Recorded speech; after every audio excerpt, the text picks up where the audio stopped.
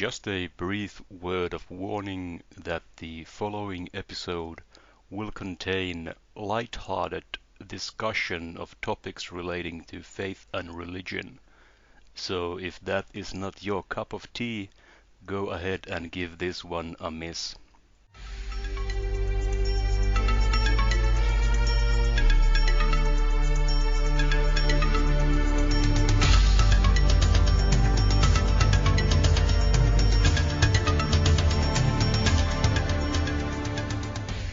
Welcome to the Vassals of Kingsgrave and welcome to Creature Chat, a podcast series where we discuss all manner of creatures.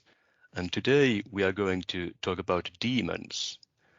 Please allow me to introduce myself. I am a man of wealth and taste. Some of my names are Shellfish and Peter, but of course those are not my true names. And today I am joined by Sarah. Hey, it's Sarah, aka Dr. Blood. And Jock. Jock on the forums as well. And Adam. This is Adam, also known as Drowned Snow. And Zach. Hi, this is Zach, also known as Alias on the various hell planes of the internet. And Kat. Hi. Would you like to tell us some of your other names besides Kat? Oh. As we all know, names have power. Cat History 24601 on the Discord. 24601. Is there a special significance to these numbers? It's the number of the devil. Yeah. We We go with that. Yeah. Oh, well, that's appropriate then. Very well, and we are also joined by Patrick.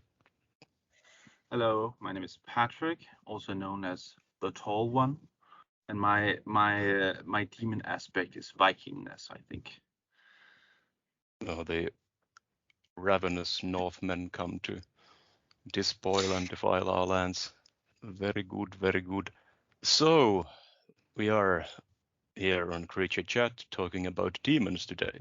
And as we all know, a demon is what is it? Please describe a demon to me. Tell me what it is. Should we start with the cliche? If you have cliches to share with us, please do so now, Patrick. Okay, so normally I would visualize myself a red-skinned, winged, horned, semi-humanoid creature, usually encompassed by fire. So a red human creature that has some animal characteristics such as wings and horns. Yeah.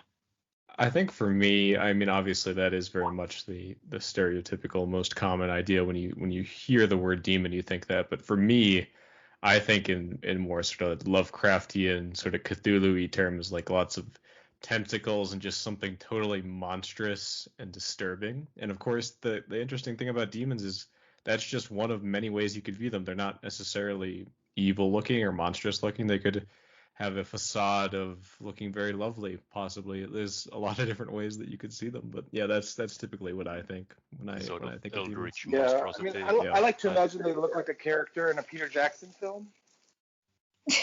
Yeah, definitely. What, like Peter Jackson? Do you have a character in mind from a Peter Jackson film? Yeah. Just, lots of pustules and, shit where it doesn't belong. Oh, lots of gray and pustules. Yeah, like the goblins in Goblin Town in The Hobbit, like those. Peter Jackson went really all out on those, I guess. Yeah, I think the horns are also kind of a fairly universal theme across a lot of different cultures and mythologies. Not always. Yeah, they sort of become a symbol for things. like that having horns might mean that you're evil. Like, I suppose in contrast to angels, like wings and horns are like those two things. That if you have like that stereotypical depiction of the angel and devil on your shoulder, it might be like in Donald Duck or something. It's gonna be Donald, but the angel has wings and the devil Donald has horns. So yeah, I guess the horns are a big sort of touchstone on that. And a pointed tail if it's the Disney version. Yeah, obviously the tail as well. But is that tail though? It's kind of has that like kind of a heart-shaped end to it that isn't necessarily any kind of real creature that has that kind of tail. Yeah, I mean, I think that's one of the characteristics that unites the different forms, and I definitely agree with Zach that like there are a million different ways to picture demons, but especially in Western European tradition, one of the things that set demons apart, because they were masters of illusion, but they always or almost always had something that was a little bit wrong. So, whether it was like a hybridization of multiple creatures or just a feature that was a little bit out of place, they always have this kind of tell that they're not quite what they seem. And some of that comes from, again, at least in Western tradition, like an unwillingness um, to recognize that they might actually have the full powers of God. So they're somewhere in between where their capabilities exceed those of humans, but they can't quite rival the divine. And that's related to their Right, like they're more than humans, but lesser than humans, right?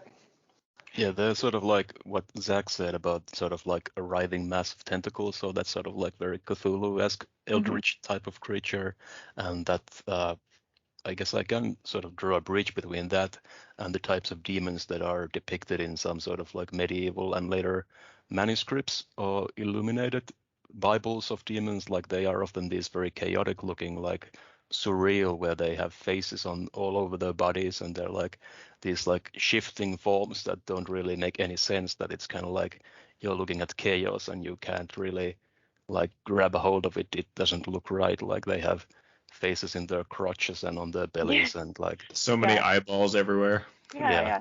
I mean, I think that you put it perfectly, Peter. Like, I think that they, in that tradition and in that sort of aspect, are meant to be the visual representation of everything that is opposite of God's order in the universe. So everything, is where it should be, and everything's separate and everything's distinct.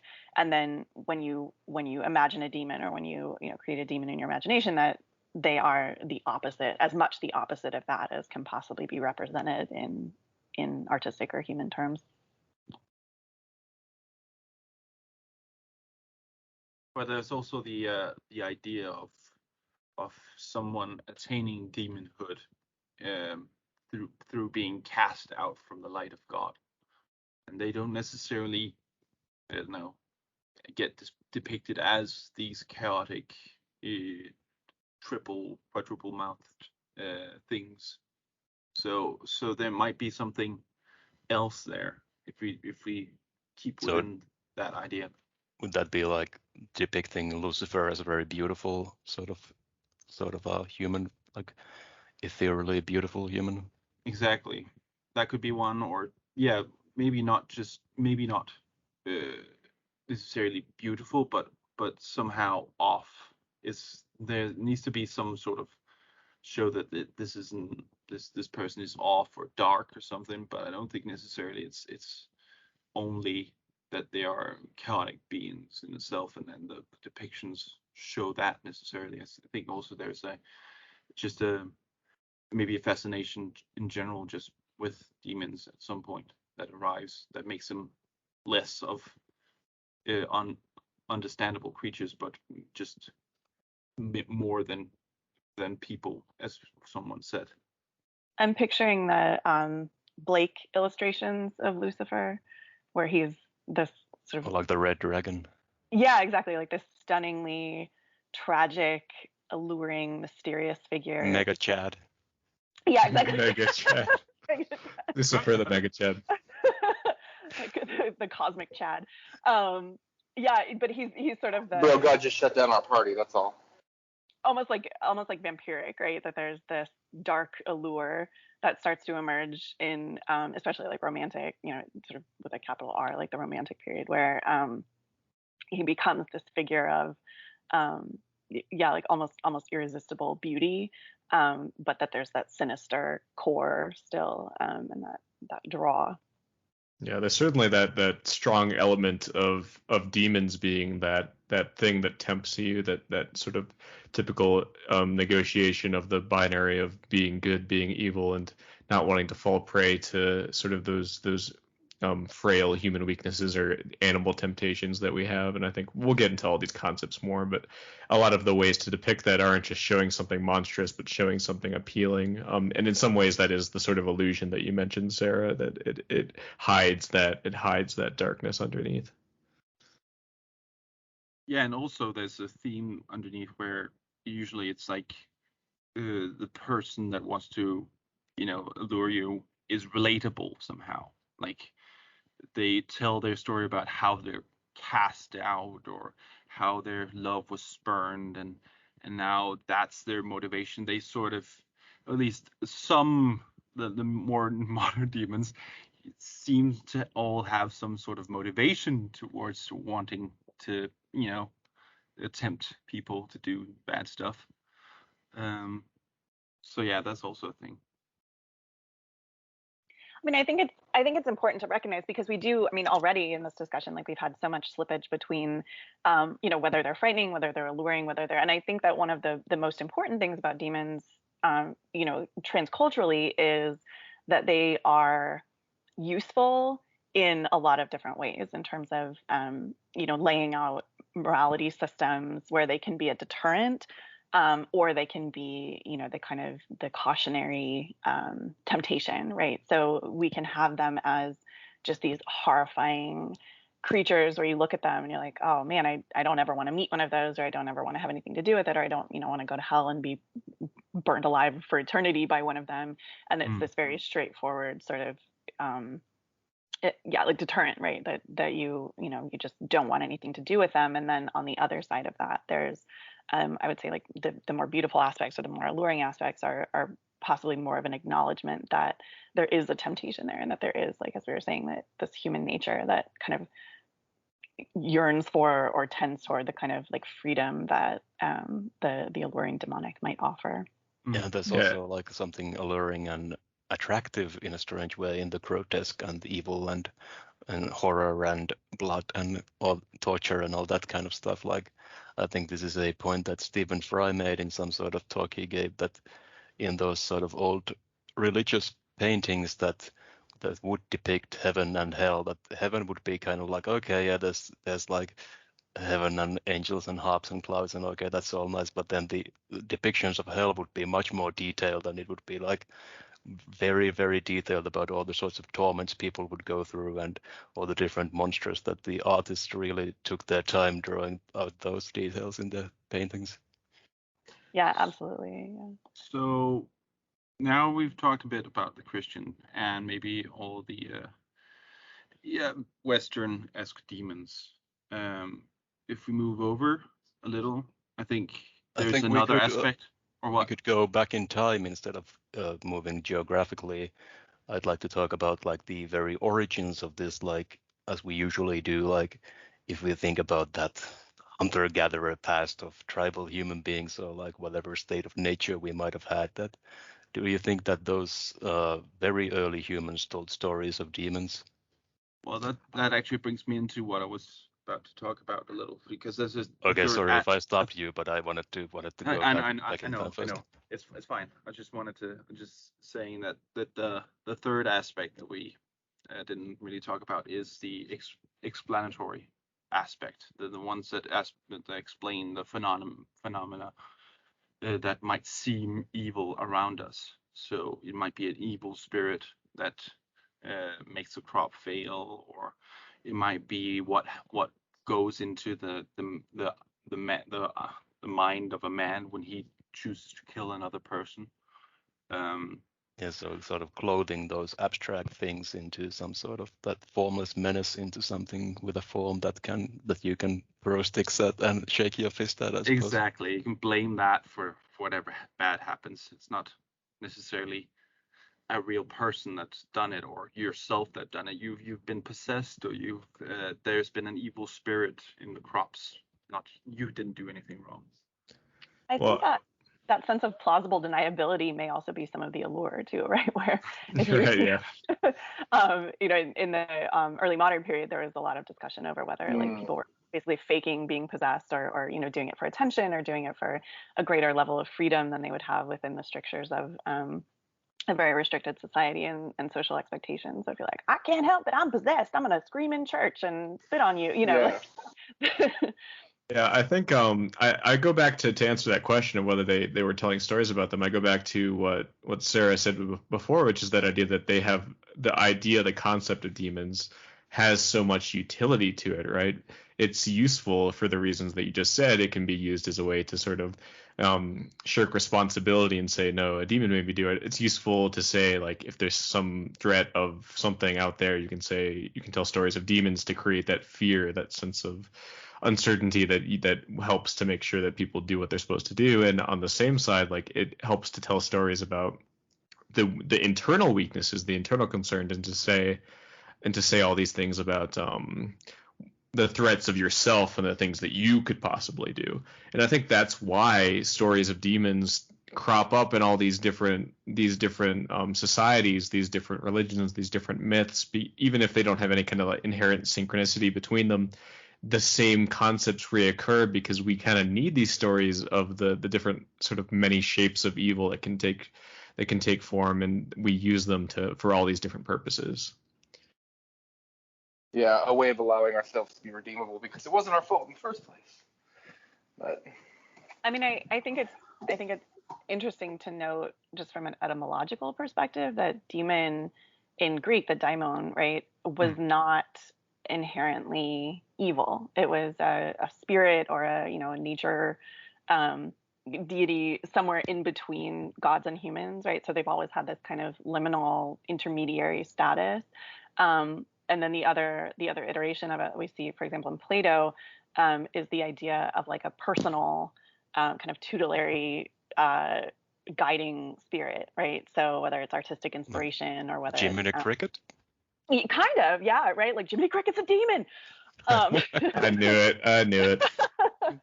But so this idea that they're evil is a very, relatively speaking, is a late development. And I think that at the beginning they were bad or good in the way, Patrick, as you were suggesting, that like nature is bad or good, right? Where like shit happens, but it's not out to get us. It's just what happens. I think in sort of like, I think this goes more into sort of fae and fairies, I suppose, but in some Finnish folklore, there's things like if you behave in a manner that you're not supposed to in a boat, the folk of the water will be upset at you and you might get a disease from that. And that is kind of like, I guess that's a idea that there's a spirit in nature that kind of punishes you for wrongdoing, but it's not necessarily like, I guess it puts the responsibility on you for like that you just shouldn't fuck with them. Not that it's like a devil that's out to get you, always setting up snares for you, but you went in somewhere you weren't supposed to go and got sort of punished for it. Yeah. Yeah, I mean, if we go again, there's these other ideas in other cultures that sort of talk about the demons just being sort of an aspect of magic, sort of anything magical or supernatural in a way, what could be described as, demon-like. We have both in Japanese folklore and we have in the Norse folklore these ideas of creatures that are supernatural, hidden, is one of the most accurate aspects of them. They're Like usually gnomes, house gnomes, house always, elves. yeah, maybe not house gnomes. But isn't that kind of the same thing like in like Greece and Rome? Since they were a sort of a very polytheistic religion, that they had all these sort of different gods. For like the god of the boot, I think was one, and then there was like these, you would have your household gods, and kind of like those might be tied to your ancestors as well. But sort of like that places and even objects would have their own little gods or spirits that you would sort of pay homage to, or kind of like I don't know. Yeah, a little. If you have Shintoism in Japan, you would have a lot of different nature spirits and oni, as we might call them. And in general, if you want to talk about monsters in general, yokai is the proper way of saying that. But in any case, if we go generally yokai, it's monsters of any sort, and they're not necessarily demon-esque. But if in modern terms you want to describe modern yokai, it could be vampires, it could be anything, succubi. So in that sense, they can also encompass demons and maybe also things with a sinister twist to it. But in general, both in it's the hidden magic. That part of it is also what can be seen as demonic, and then later on in Christianity and stuff, you might have given them physical form, or in Japanese folklore, you also So would given that be kind of like in saying that, well, in English we have this saying that is there any virtue in a plant that it's sort of has some properties that are useful, that would people have considered that certain plants or substances that have magical qualities, that they would have like little tiny demons or little tiny spirits in them that were giving them those like properties? Is that what you're saying? I think that plants in general doesn't necessarily have a willful spirit itself, but there might be some spirit that takes care of those plants with healing abilities or something like that. That could be a yokai that could take care of stuff. But I'm talking more like, if you would to begin with, you have the concept of something bad. And we start out thinking, like we said before, it could be the concept of a bad crop, plague, stuff like that. That could be a concept that you have of something bad happening. It's a hidden magical thing that happens. You don't have any explanation for it, therefore The it's magic. blight. Yeah, it's magic. But at some point, and some say it's when Buddhism came, in Japan at least, there came ideas of a physical being encompassing the magical effect. So it would be oni in this sense, that oni, these troll-like demons, were physical personifications of bad things happening. And we have that also in Norse mythology with Surtur, which is a Surtur in English. This fire, a giant fire, Jurun, that basically is like a Christian influence. Basically, the demon devil thing.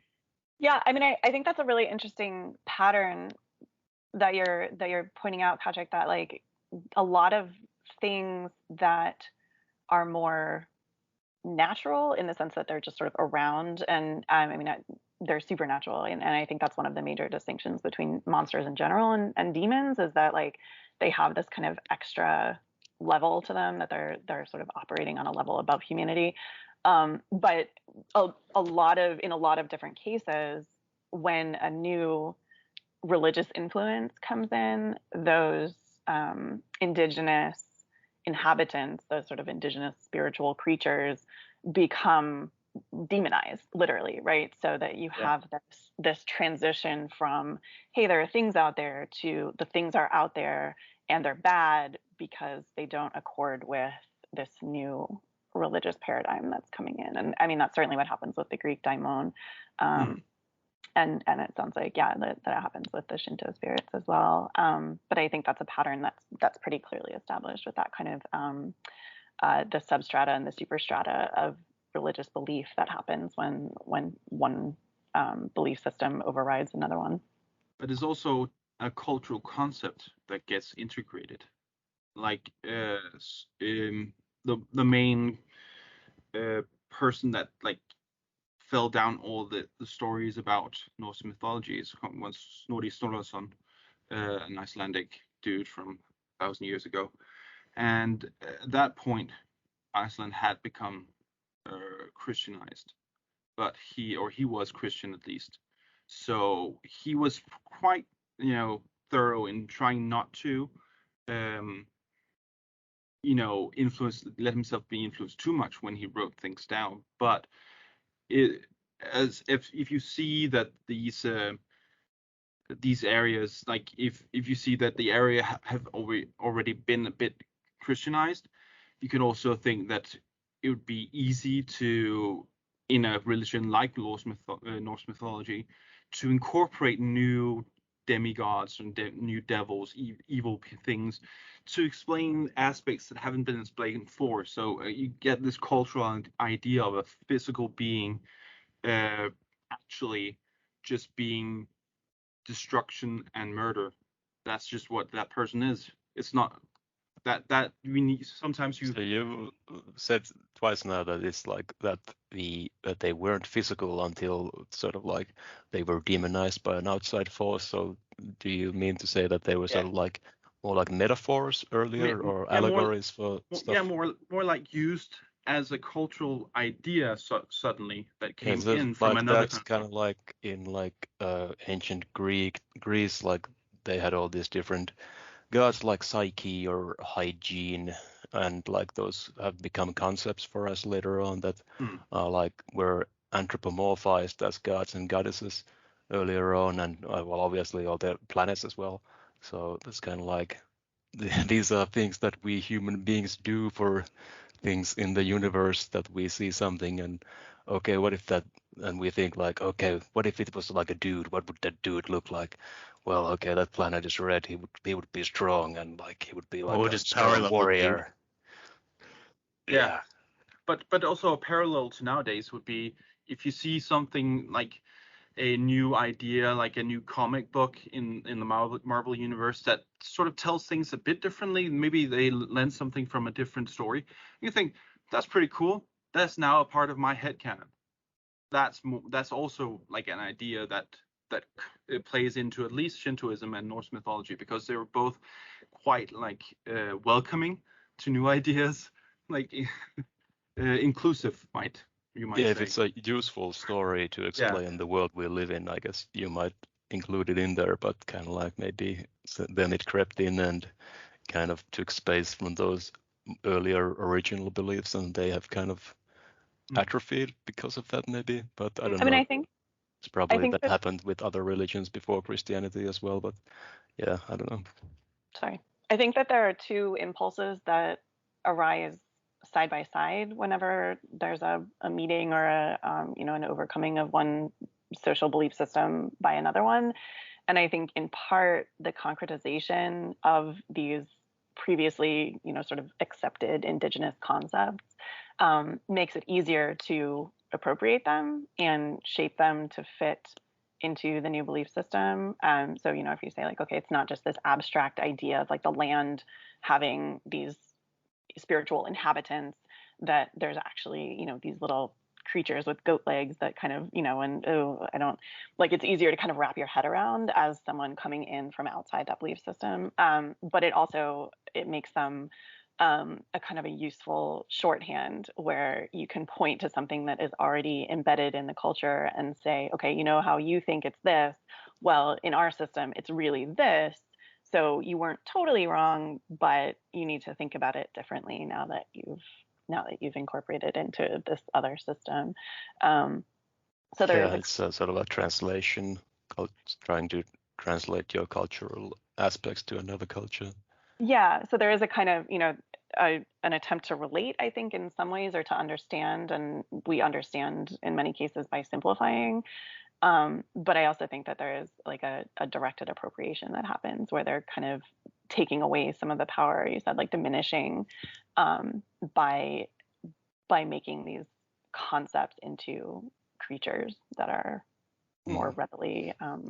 Okay, I think we've been talking quite widely these last few minutes here about this. Could we kind of zoom in on one of those sorts of examples? You mentioned creatures with goat legs, and that is obviously something that shows up often in demon depictions, that these satyrs and the god Pan in Greek Greece and Roman mythology that I've often heard that that particular god was kind of used as the template for the sort of Western idea of the devil that we now have.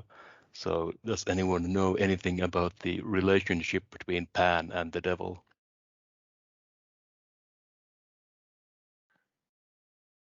I don't, but I'm gonna just jump in anyway. I think that the interesting thing, as I understand Pan, which is little, but what I do, and I've read like the Great God Pan, the sort of Victorian Gothic piece, and I know that, but I think for read me, that like, last week.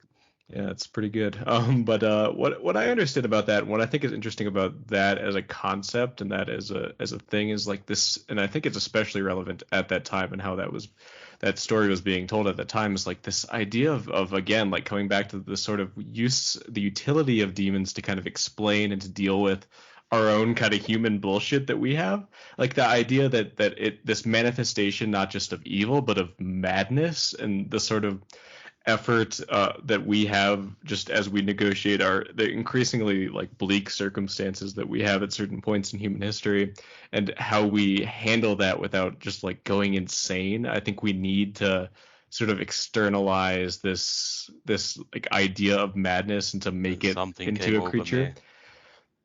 Yeah, and that's like in a way a coping mechanism, right? Like that's a way to deal with like our own traumas, our own uncertainties, our own fears. We need to create this, like we need to say like that is the source of all madness. I think like just that distinction between madness and evil comes from as well. Yeah. Pan and panic.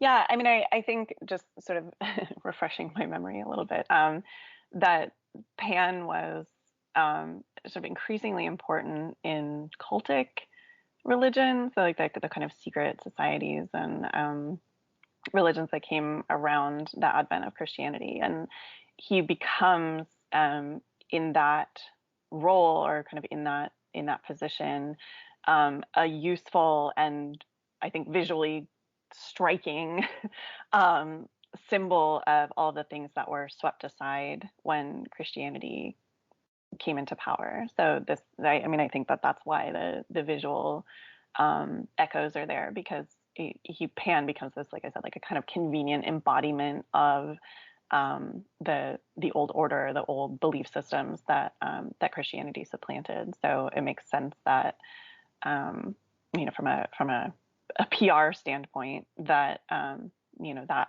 ancient symbol would become the antithesis of everything that Christianity was promoting. So I think that's where the translation happens.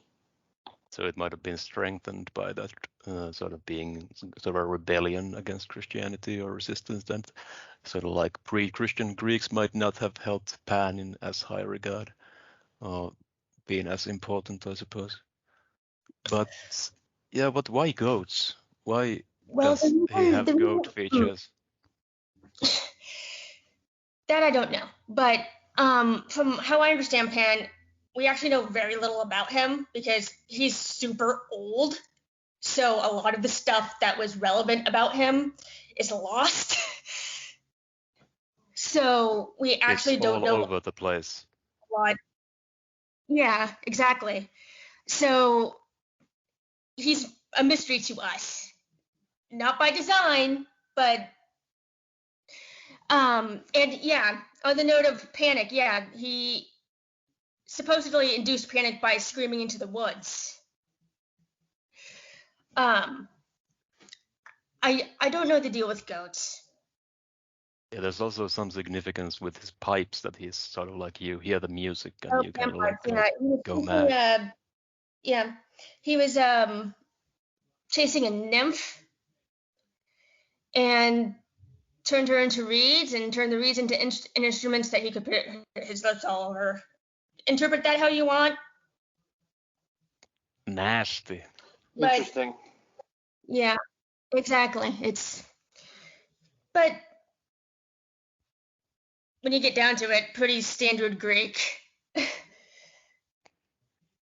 but what kind of behavior do goats exhibit that, like, or is it just that horns are impressive looking, or like? I mean, have you ever really looked at it? Like, they're so weird looking because they have the This- sideways pupil, and you just like, oh, they're just Devils. I don't know. I mean, but there is something very striking about them where like I can't imagine ever having like a sheep demon because they're just kind of like they got their own people and they're just like, hey, what's up? But like the goat, you're like, oh, what do you?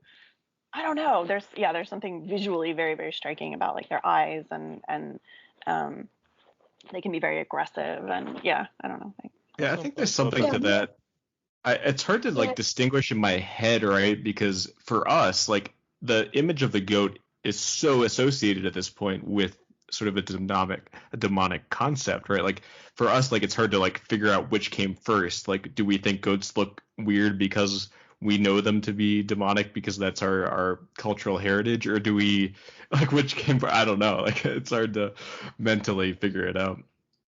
I guess they're kind of liminal in that way that they can scream and sound very much like humans.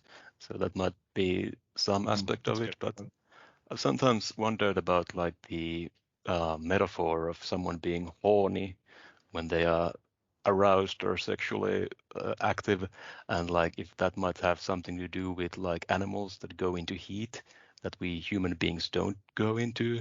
That like since stags and goats presumably and rams will behave very aggressively and kind of wild and crazy in those times of heat, that might sort of like be somehow tied to that, especially how sort of like sexuality is tied with the devil as well, at least in these sort of Christian discourses of it.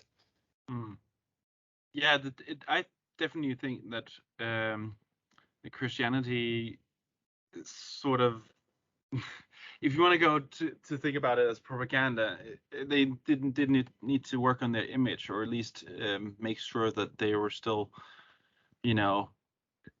desirable in as a religion. Because if you're a religion where basically, if as it were in Europe, if you're basically going to hell if you're doing anything sinful, which is a lot of the things that people secretly enjoy to do. Then it doesn't seem like it's a very good religion where you have to feel bad about yourself all the time, right?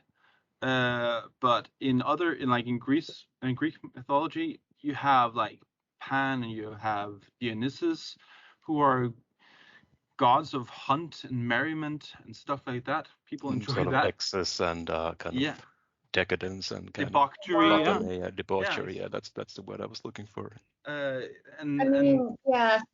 literally has a horde of women who follow him around and are crazed. So right, it's actually an interesting example to bring up because it's at once sort of like that idea of frivolity and party and all that good stuff, but also again madness. Like it's another example, at least as we understand it now. It's another case of like losing our sort of humanity in favor of this sort of like animalistic just like loss of, I don't know, like consciousness, the human will.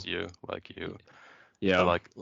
lust is one of the 7 deadly sins, and like that is, I think most people can know that lust can make you behave a little against your interests and kind of become crazy. I mean, there are a few different aspects to Dionysus in particular. One of them is sort of proto-Orientalism, right? That he comes from the East and travels back into, sort of quote unquote civilized Greece, mythologically to claim his birthright as the son of Zeus. But in the stories, he's represented as this foreign other who comes back into Greece as this very, very disruptive, chaotic force. And so he's, for example, in Euripides' Bacchae, like he is similar to what I was saying about the visual representations of the hybrid demons later in medieval art, that he is the embodiment of everything that is not the civilized Greek state, right? So he's a challenge to authority. He's a challenge to gender roles. He's extremely gender fluid. He's a challenge to hierarchy. He's a challenge to the distinction or the separation between nature and culture. He's sort of all of these things wrapped up into this extremely powerful, extremely cruel in many ways, sort of vindictive force that comes sweeping across he's Loki, basically. I think that's a very reasonable comparison, except that he tends to it, I don't know. Yeah, no, I Is agree he with like that. a trickster in the same way that Loki is? Yeah, like he's much more overt, I think, than Loki is. Like he's much more overtly, like he'll say to someone, you know, you didn't accept my rules, so I'm gonna turn your life upside down, and he does. But yeah. Well, Loki could be pretty overt as well.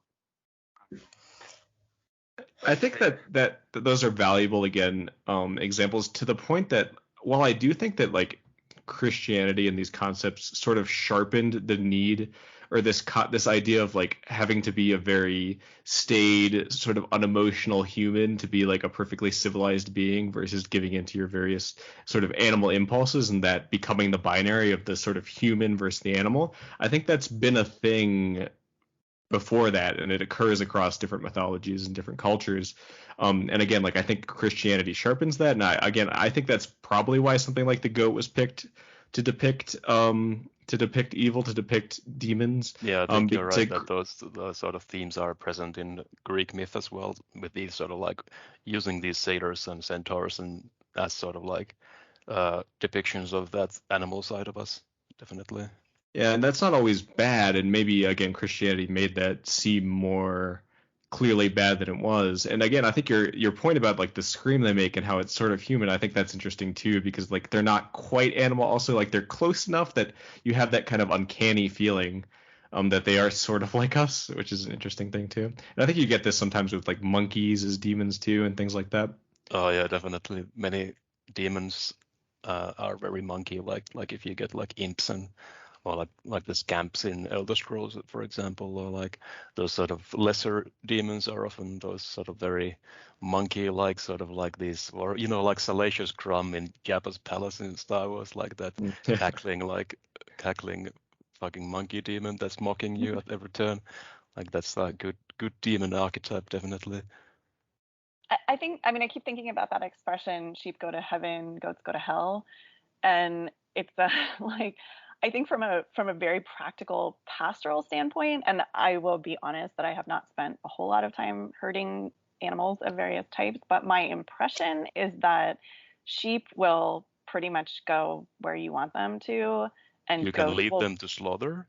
yeah, but and then goats will just do whatever the fuck they want, right? So like if you have a herd of sheep on a mountain, you're kind of like, hey sheep, come here, and the sheep are like, I guess, you know, and they just they just do what they need to do. But then if you have a herd of goats, or you're trying to have a herd of goats, like they operate in that herd structure, but individually, I think they're much more stubborn and kind of you know, willful, I guess is maybe. So there's a sense too that like that individualism or that free will is problematic or potentially threatening to a more collective way of being.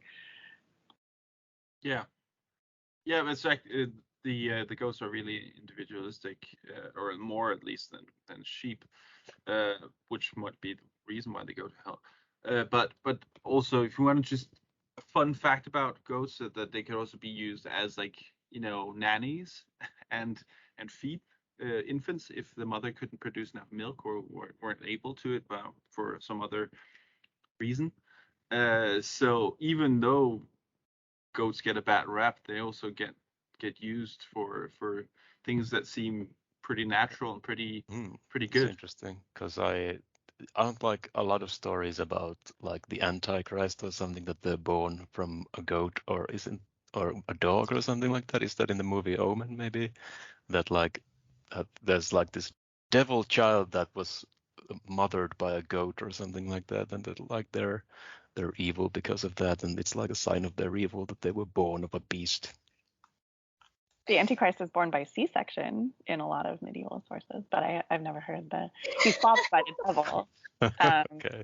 But Right. in a like this kind of Yeah, situation. Zeus was nurtured by a goat, so there's that. Yeah, that's right. We have Amalthea, who's the I think the iconographic source of the Horn of Plenty, or the cornucopia. Isn't there one, Kat? Isn't there one in Norse mythology too that you were talking about? Oh yeah, endless mead. Oh Lives man, I on the want roof your of Others. Yeah. Oh, that's dope.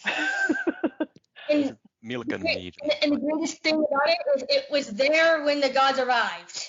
So Yeah, isn't that like something like that? The goat licked the giant Ymir's head from the ice or something like that. Yeah. I seem to yeah, remember maybe. that. Yeah. Like that it was there at the beginning of creation that the world was made from Ymir's corpse, but the goat was Yeah. there to lick. How does that work? But yeah, I guess it works. Well, it's like how do the children of Adam and Eve marry girls from the town over? You're like, I'm sorry, there was a town over. Like,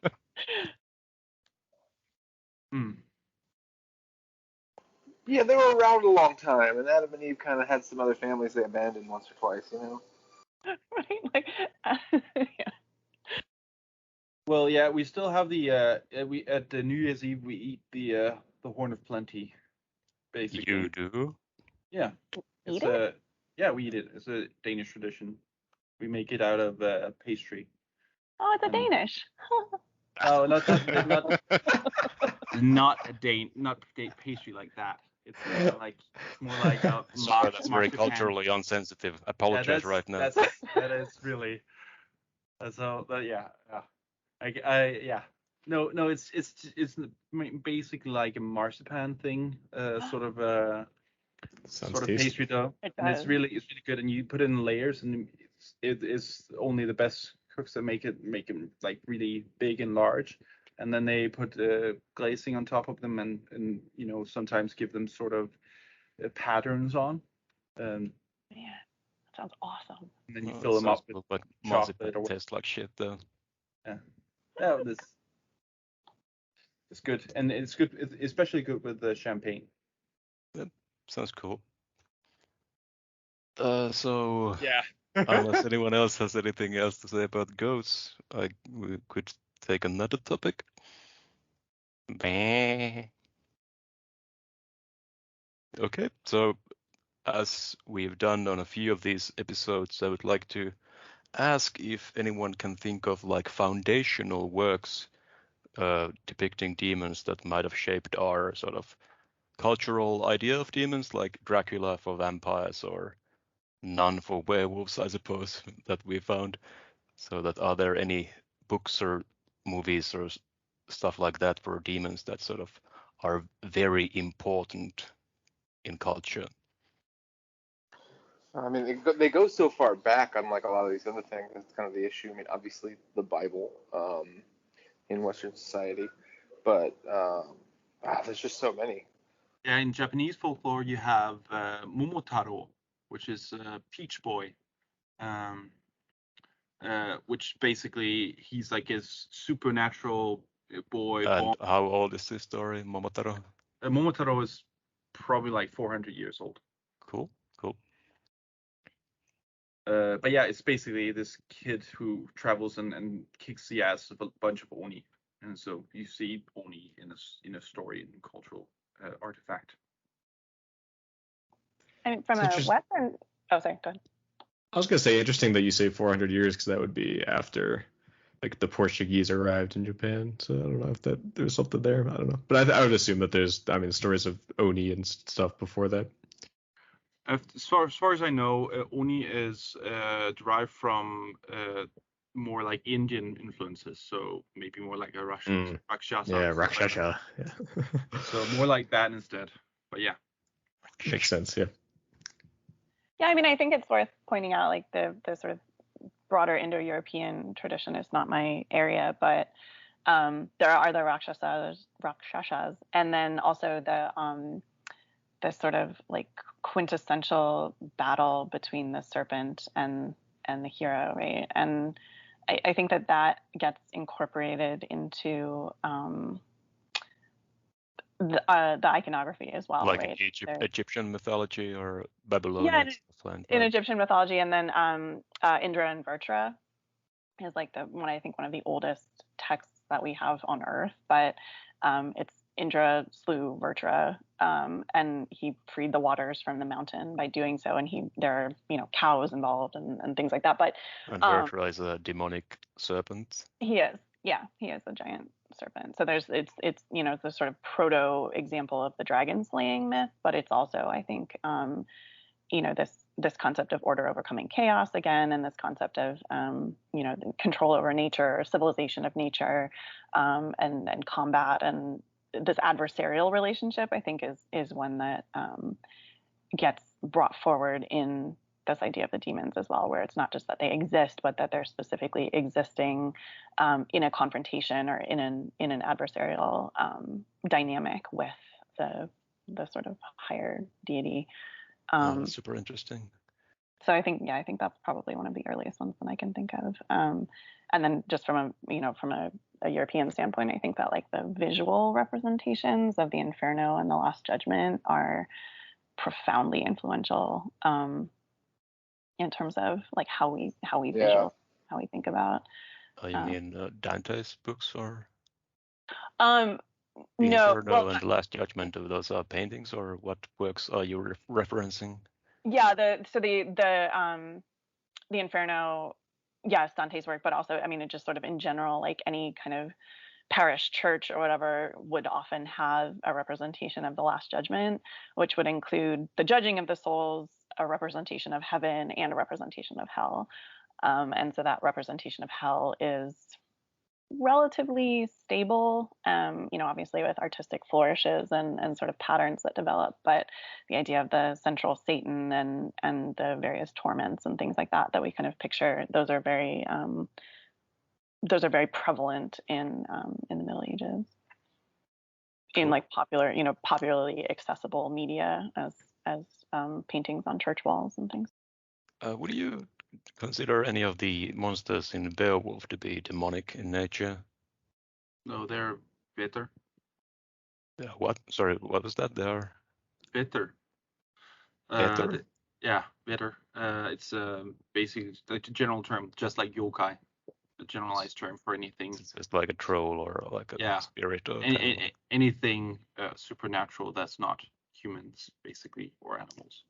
So Grendel is explicitly called a devil, a Daleful, and they explain that he's descended from the race of Cain, after Cain was cursed and cast out, and the mythological structure that underpins Grendel in this representation is the idea that the giants were descended, and all of these kind of devilish creatures were descended originally from Cain, that they were the kin of Cain. And we don't know who Grendel's father is. Hrothgar explicitly tells us that nobody knows, nobody's ever seen him. But we do know that his mother is Angelina Jolie, though. I will fight you. Oh, but isn't his father Anthony Hopkins, though? Yeah, well, but CGI. Sorry, please continue. I will stop my shenanigans. I mean, we don't need another depiction of it because that's the most recent one, and that's what everybody. Yeah, that's canon. Yeah, that's canon now. It. I like that version. Yeah. What about like Humbaba and Gilgamesh? Do we consider that demonic in nature? I think he's sort of an example of nature versus civilization, maybe. Mm-hmm. But that would be he's the guardian of the cedar forest. Yeah, exactly. Yeah. So I think that's a great example of like that kind of slippage between the naturally monstrous, the supernaturally monstrous, and the sort of symbolically monstrous or demonic, where he is again this position of adversary. I think it's hard to tell like where a monster. So there's sort of like physical threats and kind of challenges to overcome, but not necessarily like a corrupting spiritual influence like devil or Satan has been later on. That's something that you have to fight within yourself as well, and who will try to tempt you and lead you astray. But it's more like a big monster you have to fight, as the Hulk says in Thor Ragnarok. Big monster. Maybe, but if Mesopotamia has Lilith, basically, then we also get into the the area of succubi, right? And incubi, and that's temptation for sure. Yeah, they are. Maybe it's just sort of like having to resist those lustful urges within us. Kind Well, I of. think what's interesting about that as an example again is I think at that time, like when we're talking about gods, a lot of them, like Mesopotamian gods, they're all kind of assholes, right? Like they're all terrible, and they're the right. They're what explain the bad things. But in that case, it's not a binary thing, right? Where in Christian mythology or in Christian belief, like the bad thing is distinguished from the good thing. Whereas in that, they're kind of all mixed together, which I think is an interesting comparison. Yeah, I don't have a whole lot to contribute on this particular topic, but I think that binarity comes in significant part from Zoroastrianism, right? That's Right, yeah, good and evil. the Yep. very, yeah, that explicitly binary dynamic that we get. Is that the one where the evil god created us and the good god is trying to take us away from Earth? Demiurge, yeah. Yeah, I like that one. Isn't that sort of that's like canon. that we're in hell right now? Yeah. Spoiler alert. Basically. I knew it. Fucking knew it. So I think that about wraps it up then. Yeah. No, that was. No, we can still talk about more stuff. Except amidst for one thing. Eternal torment. Except for one thing, there's when we talk about literature, we have the idea of sins coming back to haunt you in the way that Alu, which is a under demon, is basically the bastard children of people who've been with succubi. So if you had sex with someone who's tempting of some sort, maybe it's just a way of explaining why you have sex with prostitutes or other people's wives or whatever. Then on your deathbed, the Alu will come to haunt you and sing and bring you back, take your divineness, and then you will just be a ghost to haunt the world. So in that sense, if we want to go to the whole idea with moral repercussions for things you do, I think even in Mesopotamia you had ideas of that. Yeah, I think there's definitely something of a morality tale there that you laid out with the succubi. They were kind of like that, like I suppose trying to keep people in their pants. Mm. Yeah, the succubus in or the incubus in like the 1200s was not like, I don't know, theologically or sort of in the church doctor debates, like it wasn't as explicitly sexual as we think of it now. Like it kind of started out as, people being mistaken or people misunderstanding a more physical phenomenon, and then it took on this sexual aspect a little bit later. So originally it was understood more in like explicitly physiological or kind of medical terms as like an illusion or a misunderstanding. And then later they used the same mechanism to explain how demons could reproduce, because they were very uncomfortable with the idea that demons could actually reproduce themselves. So what they suggested was that they would steal semen from men as succubi, and then they would change into incubi and use the seed that they had stolen to impregnate women. So they were essentially like artificial inseminators. Yeah. So would that kind of like, would that be used to explain that someone was like devil spawn, like Mm-hmm. like in witch trials and stuff like that? Yeah, that they had. They were created by a demon, or they were sort of generated at a demon's behest, and they would do that. They would time it according to astrological influences, and so that like the person's horoscope would kind of predestine them to be an agent of chaos or evil on Earth. So like they were just like really, really well timed artificial inseminations that would create people who were naturally predisposed to being disruptive or problematic in ways that pleased them. Nephilim. Yeah, the Nephilim are a really interesting example too of like this this sort of question mark around like demonic. So they're the giants from Genesis, and we don't like the idea is that, or the thought is that the sons of God that the Bible describes might have been the fallen angels or might have been the angels, and that's part of Grendel's genealogy, and part of that Anglo-Saxon idea that all of the demons were descended from Cain was through that, or from that passage, that the sons of God lay with the daughters of men and created Goliath also stated to be descended from that sort of bloodline. Goliath Oh, really? in the Bible. I was asking. I'm not sure. Oh, I don't know. I don't know. I thought he was just a giant dude, but I don't know. Yeah. So I don't know. I guess like from my own sort of more agnostic perspective, I find it really hard to imagine that like witch hunters or inquisitors who would burn people at the stake, that they would like actually believe that the people had consorted with devils. And I usually kind of explain it away as kind of like this sort of a tool of sort of crowd control, like keeping people scared and like getting rid of political rivals and like people you didn't agree with, and like that it was kind of bullshit. But I don't know, did people actually believe this stuff, or was it more metaphorical, or like were people really or a mix? Yeah, you have to think that some of the people were actually believed it, and then maybe the people on the top or at some higher point of the structure sort of used it politically instead. Those are people who actually... you've got opportunists and you've got true believers. Yeah, and the true believers are happy enough to travel around rooting out evil, because that's a real, true, virtuous thing to do, right? While the opportunists will sit home and say, I think there's something evil over there, maybe. Go to the holy work of God.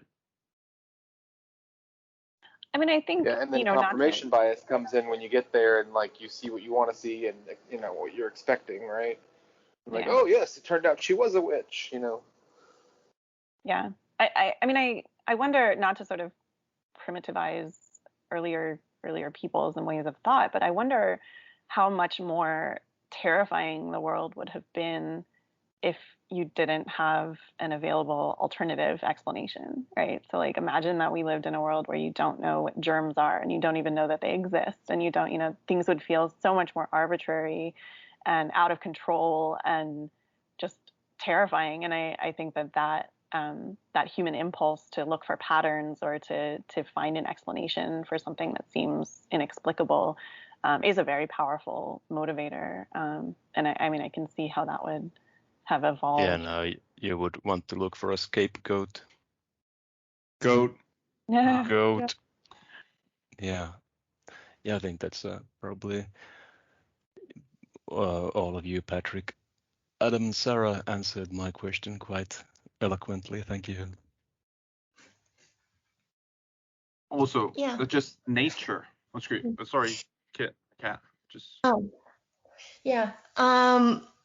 Yeah. I mean, the whole germ theory thing, that goes back to Jon Snow and the Broad Street Pump, which is a thing. Yeah, the Great Stink. Yep. Well, I'm wondering on these lines, like an interesting why for me to consider is, now that we live in this modern sort of secular period where we have science, we have explanations, we have things that we can use to explain all the bad stuff, why do we still like stories about demons? Like, why do these still keep cropping up? Why do we still pay attention to these? And why are we fascinated by them? Like, what is the utility now? Do we still feel like we need them, or is it just fascination?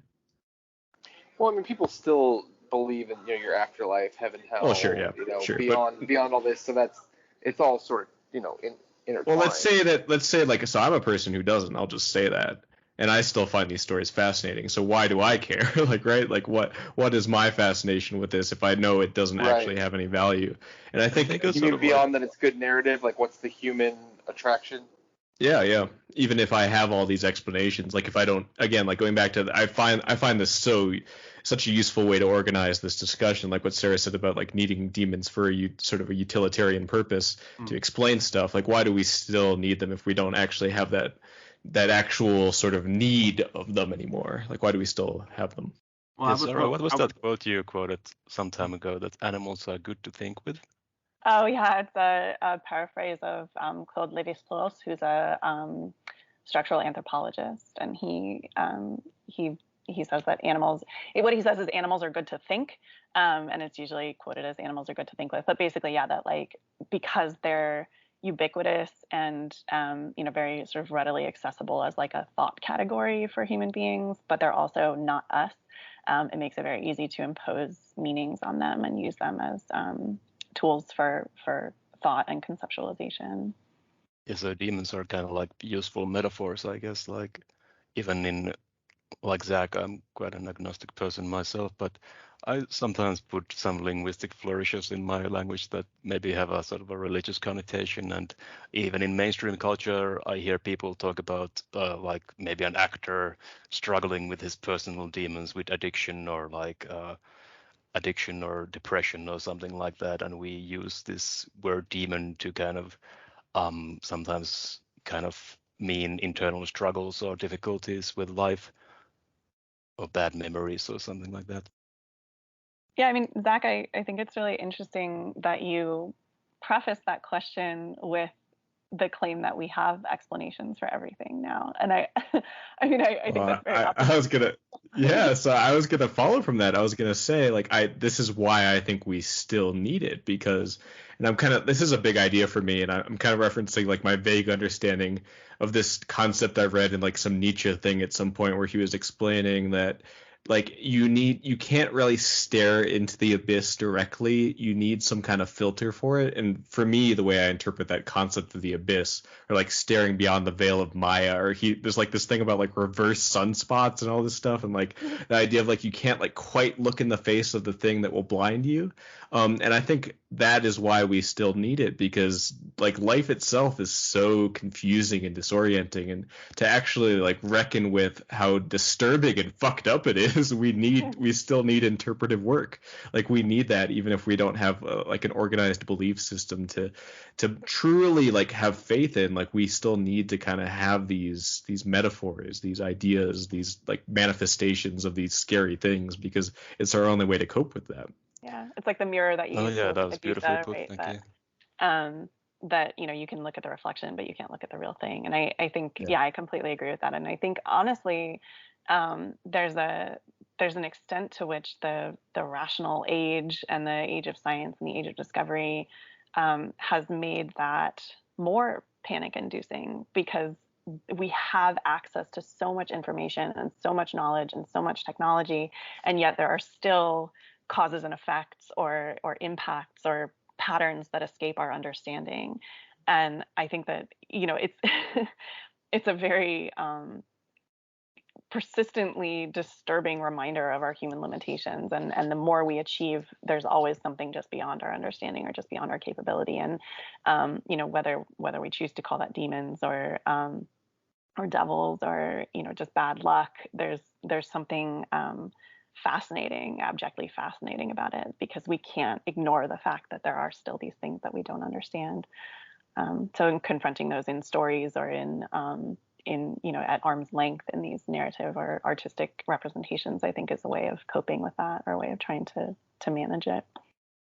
Well, Yeah, I feel like there was some language in the Great God Pan story that I read last week about that these like the horns and the shape of the sort of like half man, half beast is like something that you try to clothe this terrible thing, this awful nature of reality that like the characters in the story get the glimpse and go mad from the revelation, which is as this story is kind of like a precursor to Lovecraft, and that's kind of like I don't know, like this, we have this lot of this eldritch horror and Lovecraftian fiction where there are these eldritch gods or elder gods and monsters that drive people mad from the revelation, and they're so unknowable, and like I don't really see that much different from demons. Like it's just more of a modern take to it, that maybe they're aliens or from another dimension, but they kind of tried to kind of wash the stink of religion of it or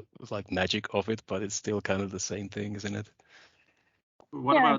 about Satanism then, and stuff like that? the worship of bad boy characters in movies like Loki and others. I think there's also another idea that being the goody two shoes is boring, and people might want to, let loose, but they need someone to, let them do so. I mean, in one of the churches of Satan, they talk about being the antithesis of God in that God tells you no all the time, says that you're not allowed a lot of things, and Satan says you can do whatever you like. Yeah. And that's the love Satan offers, is the love that you can do whatever you like. Um, and that's alluring for people, I think. Well, it's a reclamation of true free will in the face of predestination, right? I mean, if this concept of predestination is so terrifying and restrictive that, there's something that has predetermined your outcome, you don't know what it is, there's no real way for you to be sure of it, but there's also no way for you to change it. And I mean, that's such a frightening way to approach the world. And I see how that would have rebounded in some ways into this sort of very deliberate trying to reclaim the absolute free will that humans like to feel that they have. Yeah, I mean that's why there's a huge theological split. Just right down that very concept. Yeah. Yeah, absolutely. But why is it then that it came back, so to say, in modern, like later part of the 20th century? Why did Satanism come roaring back? And why does movies, to a certain extent, delve into these relatable but unredeemable characters? Why is it that they are something that we want to watch, if it's not for some sort of fascination with or maybe it's a reaction It's the to forbidden fruit. Yeah, but maybe why is it that it's always been something that's been behind the scenes? Christianity has been a oppressive force for a lot of people, but Christianity has lost its control on the world, so to say, and a lot of other religions as well, more also. But in the 80s, you saw the rise of Satanists and people who proclaimed Satan as the reason why they did stuff. And I mean, that's when it really started to decline, right? The religious Well, I think aspect it's of it. kind of a counterculture movement in a way that is kind of like a rebellion and wanting to be strong and independent and kind of like sort of deriving your identity from sort of I guess opposing the majority, which still in a lot of places is like Christianity. And I think Satanism and people who are into that kind of stuff are also probably kind of rejecting other societal norms as well, and kind of like they don't want to be squares and they just want to be like, yeah, I don't know, rebel against society. But I mean, I think that. Oh, sorry. Go ahead. I was just put out that there maybe also be an idea of declining freedom in that time. That suddenly, you have cameras, you have policing the streets of almost every country. There comes concepts that sort of restrict your freedom, and a lot of morality is preached towards you of not using drugs, not doing crime and stuff. I think maybe that's also a thing. So it's like a religious rebellion towards society as a whole, more also yeah. Yeah, I think I'd agree with that. There's something to that, definitely. I mean, I think modernity brings, and especially sort of technological advances, brings with it a kind of painful anonymity in a lot of respects. And so there's this, the sort of cubicle culture and the rise of the office, and I mean these things where it's just you're part of this mass of gray humanity in a very sort of matrixy kind of way, right? And I think that turn towards the supernatural and the demonic, and in many ways the kind of past sense of how the world works, and trying to cling on to that or trying to appropriate that is a grasping at a sense of individualism too, like that, I'm not like the rest of the people, and I'm not, I don't work that way, and I'm not restricted by these social structures and these social Not expectations. like other girls. Right. Yeah. Yeah, I'd agree with that as well. Yeah. That is sort of trying to insert some meaning into this dull gray existence of ours. I mean, I think at the same time, sort of almost to argue against that, I think too in the 80s, at least in America, like we have this heroization, I guess, of the kind of amoral. I'm thinking like American Psycho, right? Like this Wall Street kind of super slick, super high-powered, super wealthy, almost like the vampire as nobility that we talked about on the other creature chat. But this idea that there are people out there who are exempt from consequence and have this this other level of morality that applies to them in maybe different ways than it applies to other people. And so maybe the appeal of like being one of those people or finding a way to tap into that kind of self-promoting narcissism might also be a definitely. I think like Satan is sometimes depicted as like a billionaire playboy in more modern I was gonna say fiction. that it's one of my favorite interpretations of Satan is like the really like slick hair Armani suit with like the sunglasses, because if he looks at you in the eye, his eyes will burn you. Like I love that as an interpretation. He's a new aristocracy. Hoo-ah! Yeah, the Devil's Advocate. From Devil's Advocate, perfect. Oh, that's a fantastic movie. And I've seen a few episodes of that show Lucifer as well. I think that's kind of the general gist of that show as well.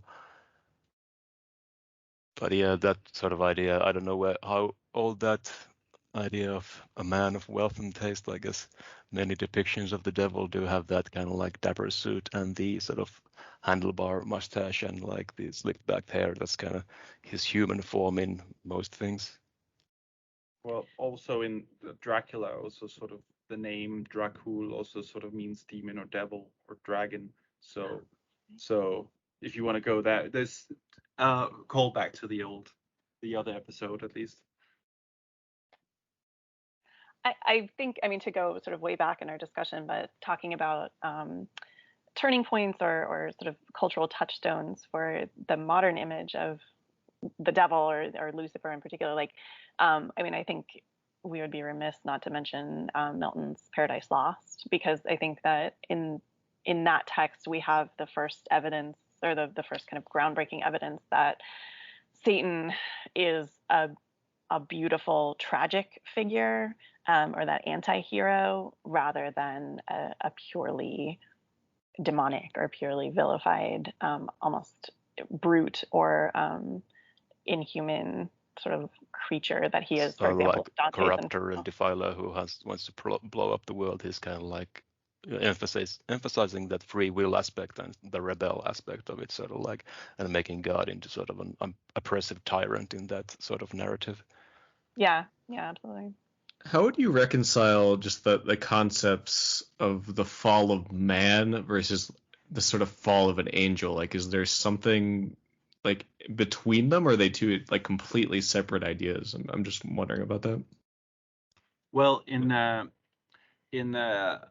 World of Darkness, though, that modern sort of role-playing game, they sort of say that that Cain, basically the act of murder, was the thing that ultimately made demons fall, or like angels fall into demons, but because they did something so atrocious.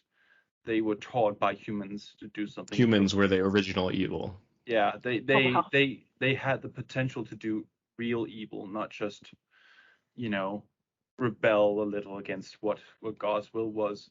They could actually kill, and that's what taught the angels to do evil.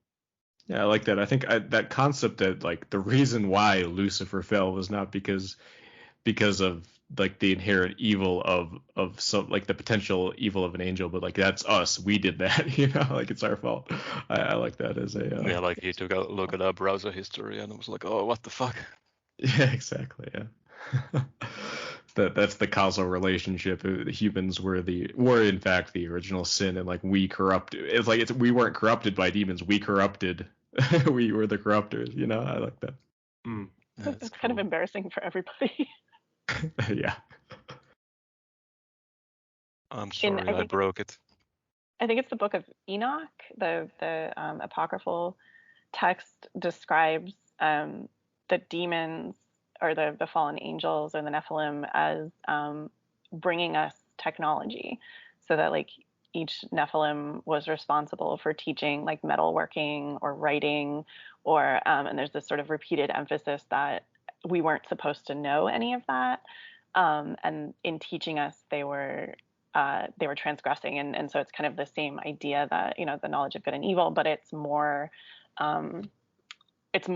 just any human technology or any human kind of tool use is actually evidence that we were tampered with, and that we know things we aren't supposed to know. And I just think that's a really interesting through line into the kind of modern things that we were talking about, that the more we know, the less human we are, the less good we are. I don't know. It's a aliens. That's an interesting. It was aliens. That we were pure. I mean, this is sort of a idea that people in some ways hold today, even in sort of secular discourse, that we were sort of more pure before we had technology, that we were just like hanging out and being animals, and that's kind of like pure state of nature and uncorrupted and kind of innocent, even though we probably were eating each other all the time.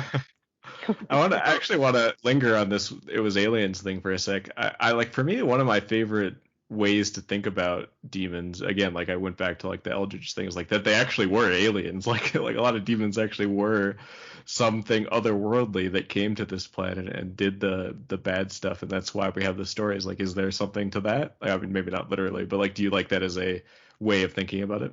Yeah, it's canon, I think. Oh, canon for sure, yeah.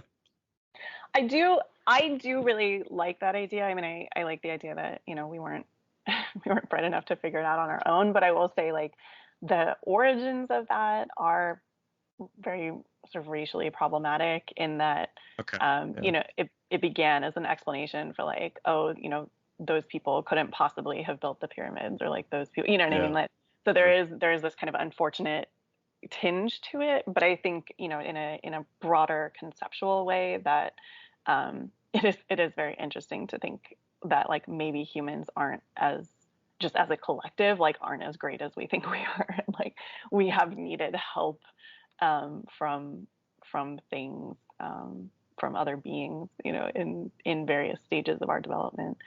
Yeah, that's interesting to think about.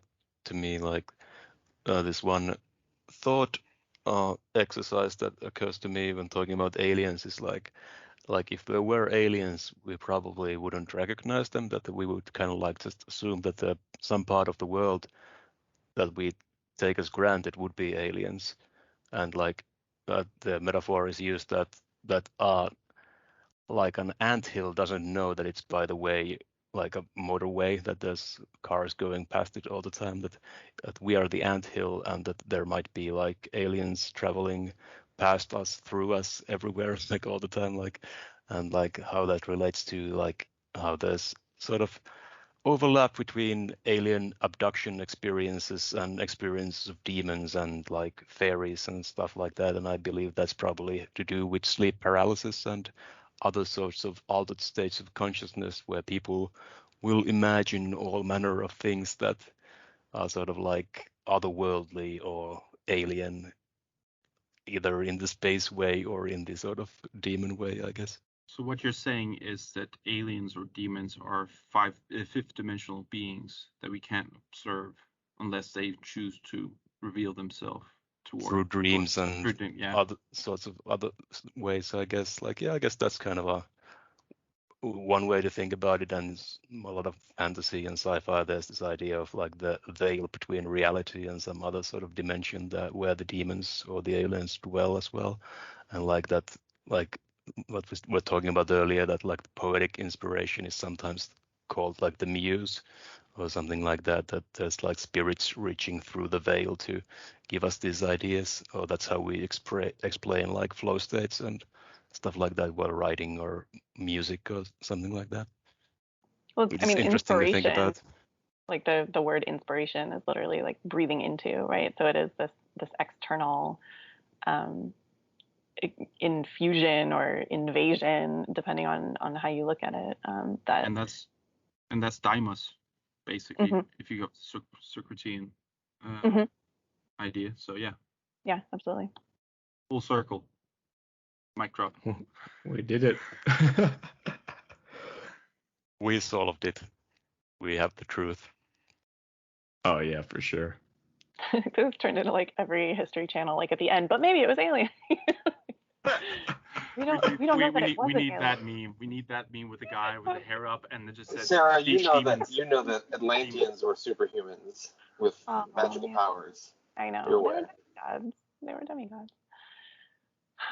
Whether they were demigods from space, I cannot and will not say, but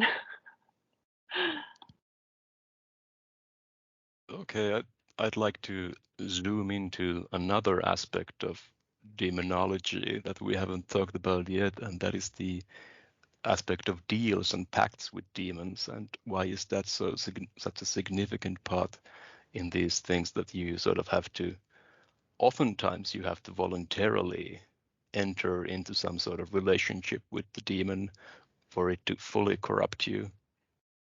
What's that about? Yeah, I think this is like where this stems from is pretty simple. I mean, people want to believe that the world is fair, and of course, the world is not fair. That's just not how it works. But you see someone who you're like, shit, man, they got like the best luck ever. So either they have to be divinely blessed, and if they're a great person, you think, oh, well, obviously, God has blessed them. And if they're like a shitty jackass that like everything goes well in life, you're like, well, they must have made a deal with the demon. It's just easier to explain than like, fucking shit happens and they've been lucky. I think it's really interesting that a lot of those deals, as you say, Adam, they often come with wealth and power. But I mean, I'm thinking especially in like the blues tradition, right? That a lot of times it's an artistic inspiration, and I mean, it's an interesting callback to Talent. Yeah, it's an interesting callback to the daimon, right? Like that it's you've found your tutelary demon, or you've accessed that that spirit that's looking out for you and kind of giving you this enhanced ability. But yeah, the idea that it's an artistic one specifically is something that I think is really interesting. No, It's just maybe another way for us to rationalize, people that are just exceptional. Yeah, but it's always been a story, like a part of like folk tale as well, that you have these deals made where you experience something fantastic, or you achieve something fantastic, but there comes a price to it, always. Whether it has a sinister, Like the genie, kind of yeah, like. like the genie, or like Right. Rumpelstiltskin. Uh-huh. Oh, Yeah. Yeah. Who's We like have a elf fairy man. Mm-hmm. Yeah, we have the elves in Nordic mythology. We have there's this turtle princess in Japanese mythology, where this guy comes down into her palace and lives with her, but when he chose to come back, he's all the people he knows is dead, and that's sort of the deal he made without knowing it. So in all across the world, we have these ideas of deals being made, some sort of sacrifice having to be made for some achieving something great or fantastic. And I don't know when it started, but it's pretty ancient.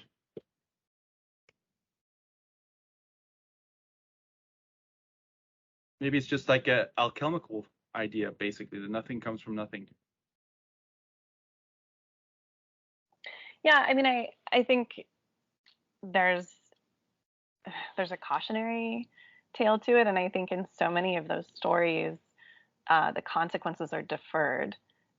where you're like, yeah, sure, I'll trade my soul, and then you live a great life, and you kind of like, and a lot of them people even kind of forget, or they think that the demon that they made the deal with has forgotten, and then on their deathbed he shows up and he's like, hey, remember? And they're like, oh man, I thought you forgot, but but he doesn't forget, and I think that there's a sort of ongoing suggestion that like that you don't get anything for free, that there's it's going to catch up with you, so make sure that you're making the right choices for the right reasons, and don't bank on not having to pay the price. Or that you're kind of like maybe something that that you really should do, but you're ignoring it and procrastinating on it, and you're kind of like, I don't know, made a deal with the devil to not worry about it, but then it catches up to you, and you're like, oh fuck, I should have paid my dues, I should have done this, and now the sky is falling. Yeah. If presented with the option, would you guys make a deal with the devil? If it was sufficiently like appealing and felt like it would be worth it, would you do it? No. Vegetarian, so Because if you're saying, so like, if you have incontrovertible proof that like the devil is real, and he's like, hey, eternal torment and your soul eternal for torment, like a short period of living it up, you'd be like, nah. No, okay. No, that would basically wealth and prove to power. me. That would basically prove to me that God exists as well, and then I would just be full Exactly. God all the time. I'd go full God. The only way I can see these sort of deals making sense, I mean, some people just don't give a shit, but like like the devil will like bring back your loved one or something. Or, right, you need sufficient pressure. Yeah. Like that's what I'm imagining. Like it really is something you desperately want, not just like I'm cool and powerful and have money. Yeah, like you there's have something to be able to say to hell with it. Yeah. Literally. Yeah. But also, will you get out of the deal if you guess Satan's name? If I say his name backwards 3 times. Yeah, because if that happens, if that's true, then yes, I would. Can I get 3 more wishes? Like, Exactly. Yeah.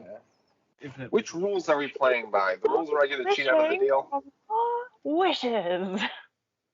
Yeah, definitely. If we're playing by like supernatural TV show rules, then like I'll find a way out of it, so it's fine. Yeah.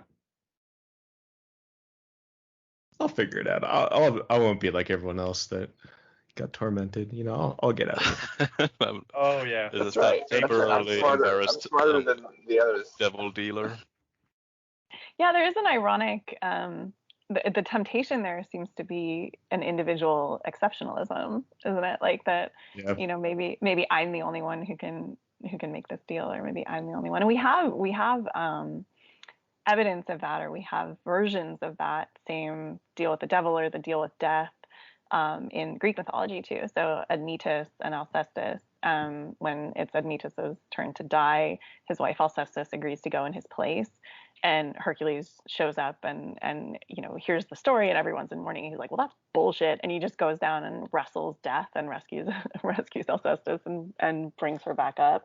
And then I think the same guy also ties Death up so that he can't die. And then in the end, like he goes down to Hades and he's finally overcome, and he suffers eternal torment for like thinking that he could outsmart Death or outsmart Hades. So no matter how successful you are, there's it'll catch up with you, right? And I think the latent message there is that like nobody is exceptional in that way. You just had to keep looking forward, Orpheus. You had one job, okay? Right. Just looking ahead. You're good. But that poses an interesting question. Would Satan choose someone who could possibly get out of the deal, or would he choose chums that would just think they could get out of the deal and couldn't? Right. It's just like the usual idea that he wants to sort of thumb his nose at God and kind of like corrupt the most pure soul on earth, and kind of like working on that as a passion project. But maybe his more sort of bread and butter sort of deals are with people who are smutch, who will be like easily tempted. Yeah, but like is smutch soul as satisfying? Right? Probably not. Yeah, the sort of purest game. Like saint souls probably like. He wants the good shit. Yeah, that's primo souls. But that poses another question, right? If God, let's say that God has everything God does is destined. He knows what he does and everything, he or she. So he made Satan to tempt people. He must have, or at least meant it to be that way, right?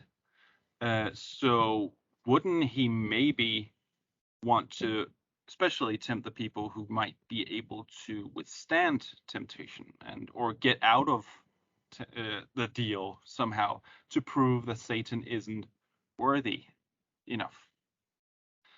So that's the question. So Patrick, what you're saying that you could get out of the deal somehow? Yeah, me personally, I think I have a loophole. I I think you believe have a that. chance. I think you have a snowball's chance in Danish winter. Thinking about the confrontations or the kind of going after the purest souls reminded me of Saint Margaret of Antioch, who's the one most famously who gets swallowed by a devil in the form of a dragon and makes the sign of the cross and bursts out of him. And there are all these illustrations that we've looked at on the forums and stuff where the dragon looks Oh yeah, just that's so surprised great. as she does, right? But in the story, that's the first encounter that she has in prison, and she bursts the dragon asunder and she's fine. And then the next night, the devil shows up as another devil shows up as this guy, and he's like, "Man, you exploded my brother." He's like, "That's his name was this, and you killed him." And she's like, "Well, sorry," But he kind of tries to tempt her again, and she just beats the crap out of him in this this demure kind of virgin saint. There are all these depictions of her in manuscripts and stuff, just sitting on him on the ground, just like ground and pounding him. Does she have one of those serene expressions on her face while she's She doing it? does, yeah. She's like, the beatific, but she's got her fist up in the air and she's just wailing on him. Now, Satan, settle down.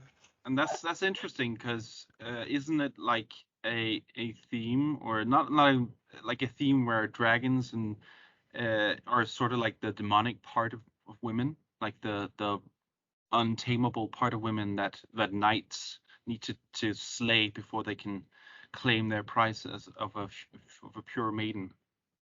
Isn't that Well, that's interesting. something? I had never heard that it was an aspect of the But woman that's just herself. But that's just interesting that she would be the one pummeling. That sort of breaks that in a way, or at least is counter to that. I like that. I feel like in most stories dealing with sort of the devil and sort of fallen women, it's like witches flying off the bald mountain to consort with the devil and kind of like given themselves over to the dark prince and the hoofed one and that sort of thing, that they're kind of like that they're not the devil themselves, the women or the dragon, but they're sort of like servants, I guess. I mean, it's an interesting, if we're thinking about it in terms of gender hierarchies and social structures, it's interesting to think that the women specifically would have a higher power to turn to, or could kind of level up in ways that would be very disruptive, similar to the Maenads and Dionysus, right, where once they join his collective, they don't really have a use anymore for the roles that have been assigned to them, or the the sort of limited power that has been allowed them, and the men almost become obsolete in some ways. Just staring with joy at these pictures. I'm enraptured. Yeah, we are sharing some. Was it Margaret of Antioch? Saint Margaret of Antioch. Yeah, I feel like this could be the photo. Yeah, this is gonna be the cover photo, I think. This one. We found it. Yeah. Punch it. Ladies and gentlemen, we got it. Yeah, I just saw it now. That was my live reaction. Yep, I guess we've talked tall and wide on this topic, and we have been going for almost 2 hours. We might go into sort of lighter topics and talk about people's personal favorite works of fiction to feature demons or devils and things that they would like to recommend or describe for the group here. So please take it away. What sorts of demons and devils do you like in what sorts of works? I mean, we mentioned it already, but for me, The Devil's Advocate is a a really important one. I feel like there's a lot in it that would be like super problematic now. I haven't watched it in a long time, but there's a lot that's pretty squirmy in there. But it is sort of a quintessential. Yeah, that one Merle in there is very squirmy. Yeah. Yeah, there's definitely some mixed up stuff. Yeah, and Paradise Lost, and I would say like the the demons with faces in places, the medieval representations of the multi-faced demon are near and dear to my heart. But Those are very cool. I like looking at the illuminated pictures of demons from those old manuscripts on Pinterest, and like I guess my demon board began more as sort of like modern fantasy from Warhammer and like Warcraft and Dungeons and Dragons and stuff like that. But nowadays it's been more like these primary sources, I suppose, from like these older depictions of where people actually might have believed in these things. No, I think D&D came up with all that stuff. Yeah, probably. Yeah, but yeah. it's the ground floor for this stuff. Yeah. It wasn't demons before the 70s. Nope. But yeah, I definitely like I consumed a lot of Warhammer content when I was younger, and that was kind of a lot of my fantasy knowledge is kind of grounded on that. And in the Warhammer fantasy and Warhammer for 40k universes, there's these 4 chaos gods called they're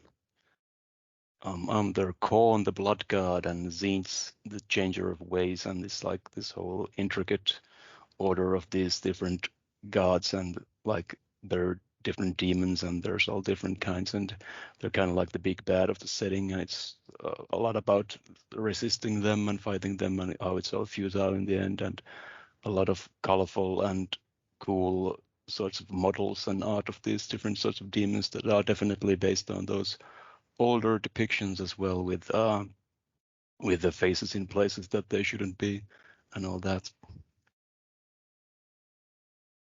I would say certainly like Good Omens, of course. I also like Sandman and the way it depicts Lucifer, especially. I think there's actually a comic independent about Lucifer. I've not read that, but there's a TV show, I think, but it's bad. I don't know. Someone can. Yeah.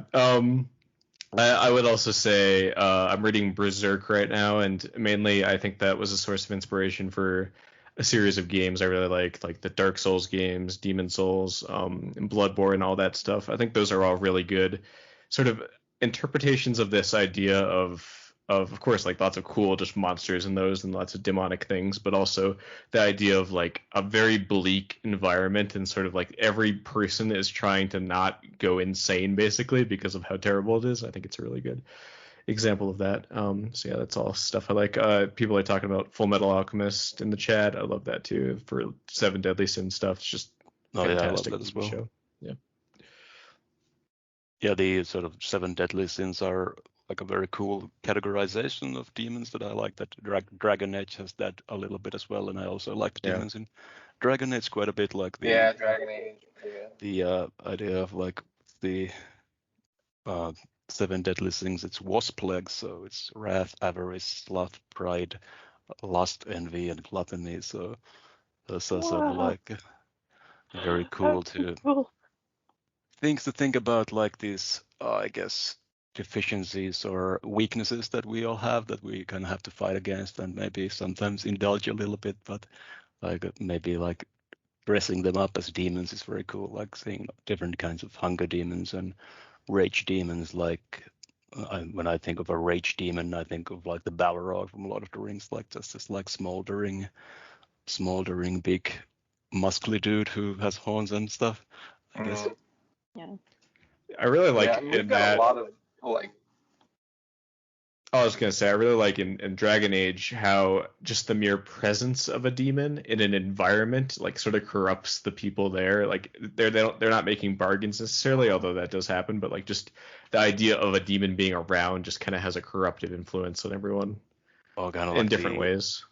Same idea that we were talking earlier about the angels, and Xander wanted to talk about the difference between angels and demons as well, that sort of reality warping power that also these eldritch abomination creatures often have, that they sort of like drive everyone insane. And I guess the physical environment in Dragon Age also changes with the demon's presence, like this meat on the walls often. Lots of gunk and stuff all over the place. Yeah, I mean, I that's think it's like- really Blight. That's sort of like the Warhammer 40k esque idea of the warp, that you have this dimension or this. Also got How- the Imperium. Yeah, you have a materium that you sort of tap into to do a lot of the things you want to do for space travel and stuff like that.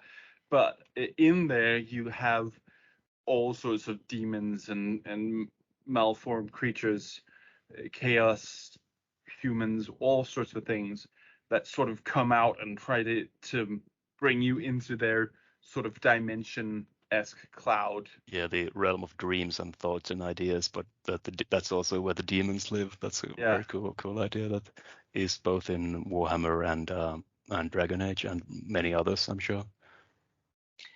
to that point that you were making, that Xander was raising, about how often the line between demons and angels is a lot thinner than we might be comfortable with. I think both in appearance and the alluring sort of side of demonology, but also in behavior, because angels are not always nice at all, right? I mean, like they can be very aggressive and very punitive and things, but it's not until the 15th century, until the 1400s in Europe, that theological discussions of demons and angels become separate, and up until that point they're treated essentially as like two sides of the same coin, which I think is very interesting. So any powers that they have, any attributes that they have, they talk about them, or they consider them interchangeably, and it's a behavioral difference and a kind of motivational difference, but Right. physiologically and stuff, they're considered the same until that late.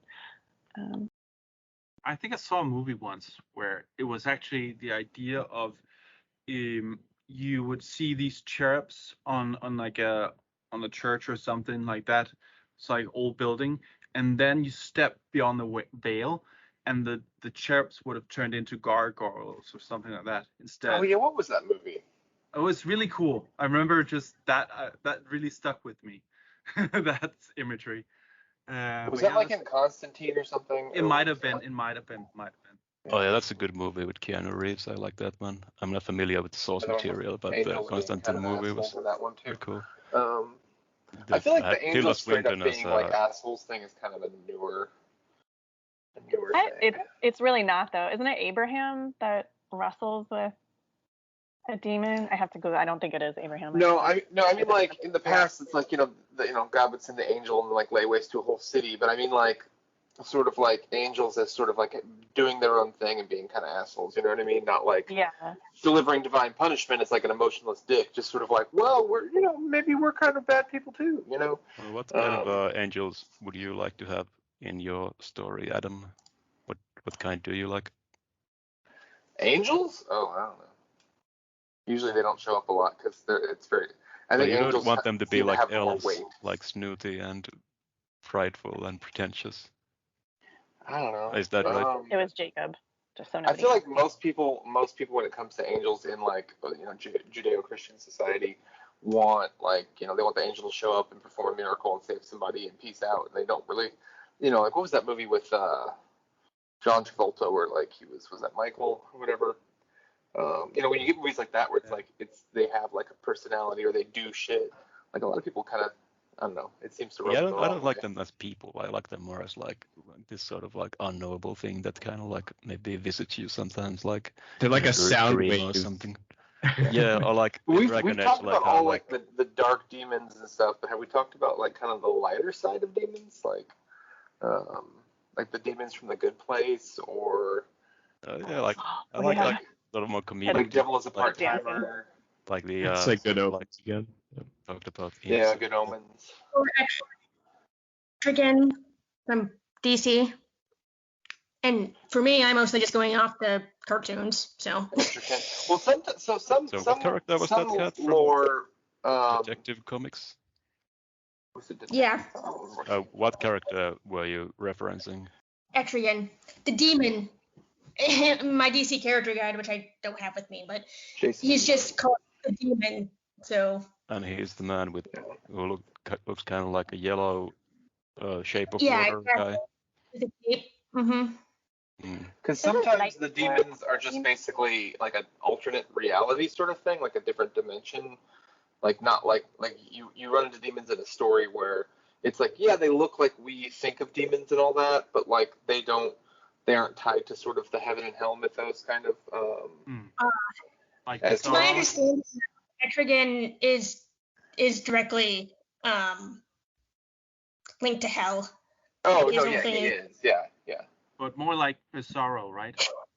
Well, because Well- Etrigan is tied to a human host on Earth, so Yeah, Jason Blood. I'm trying to think. He's not friendly, but he's not like He rides. out to kill humans. So Depending on what. Depending on what. yeah, I think is it Merlin? Merlin like bound him to Yeah. Jason Blood, so then that's why he basically serves. No, he's in DC. Knights of Camelot. So Merlin, fun fact, is also widely regarded as being half demon. And he was actually one of the key pieces of evidence for medieval debates over whether demonic generation was possible. So the people who were debating it would be like, well, that doesn't seem possible. And they're like, well, what about Merlin? What God, about to be a fly on the Bro, wall. Merlin. Everyone, you remember Merlin, bro? Yeah, but he was I like met the the guy. go-to. Everyone's like, oh, good point, you pulled up Merlin. That was Wait, so post-Christian. he was half demon? I Yeah, remember this. Yeah, his father was a demon. I don't remember that. I would love to see those debates in person. I would be so fun. Yeah. My Oh my knowledge. god, I can't believe he pulled He the was, Merlin card again. he was baptized, so he retained some of the demonic powers, like he's all seeing and the magic, but that's why he's not actually physically looks like a demon or something. I don't know. Yeah, I guess that's where he got his magic powers and stuff like that. Mm-hmm. So it's kind of tied into this in Hellboy as well, which is a comic series, and I like the Ron Perlman movies as well. Like Hellboy is somehow related to King Arthur through his mother's side, I think, but the devil by his father's side, and those are cool comics to read if you like myths and folklore and sort of the more eldritch stuff as well. There's plenty of that in there. I recommend them as well.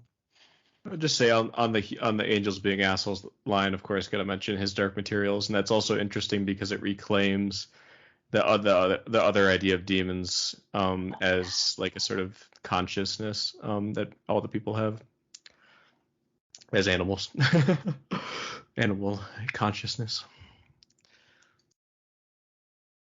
So in his Dark Materials, I haven't read it, but are you saying that the demons are somehow tied to like free will and consciousness, and angels are tied to?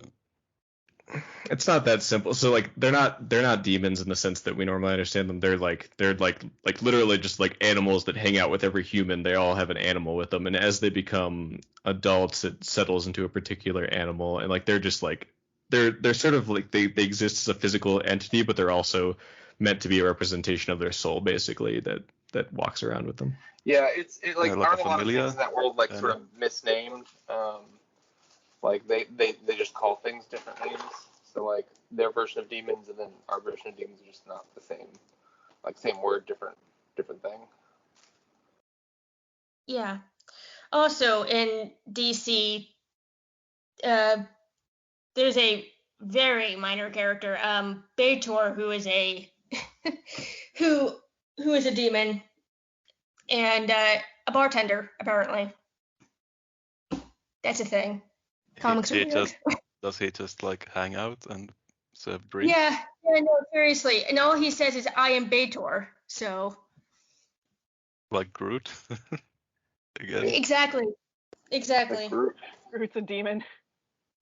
He's a Tree treeman. demon. Yeah. He's like Here, let's see if I can find a picture.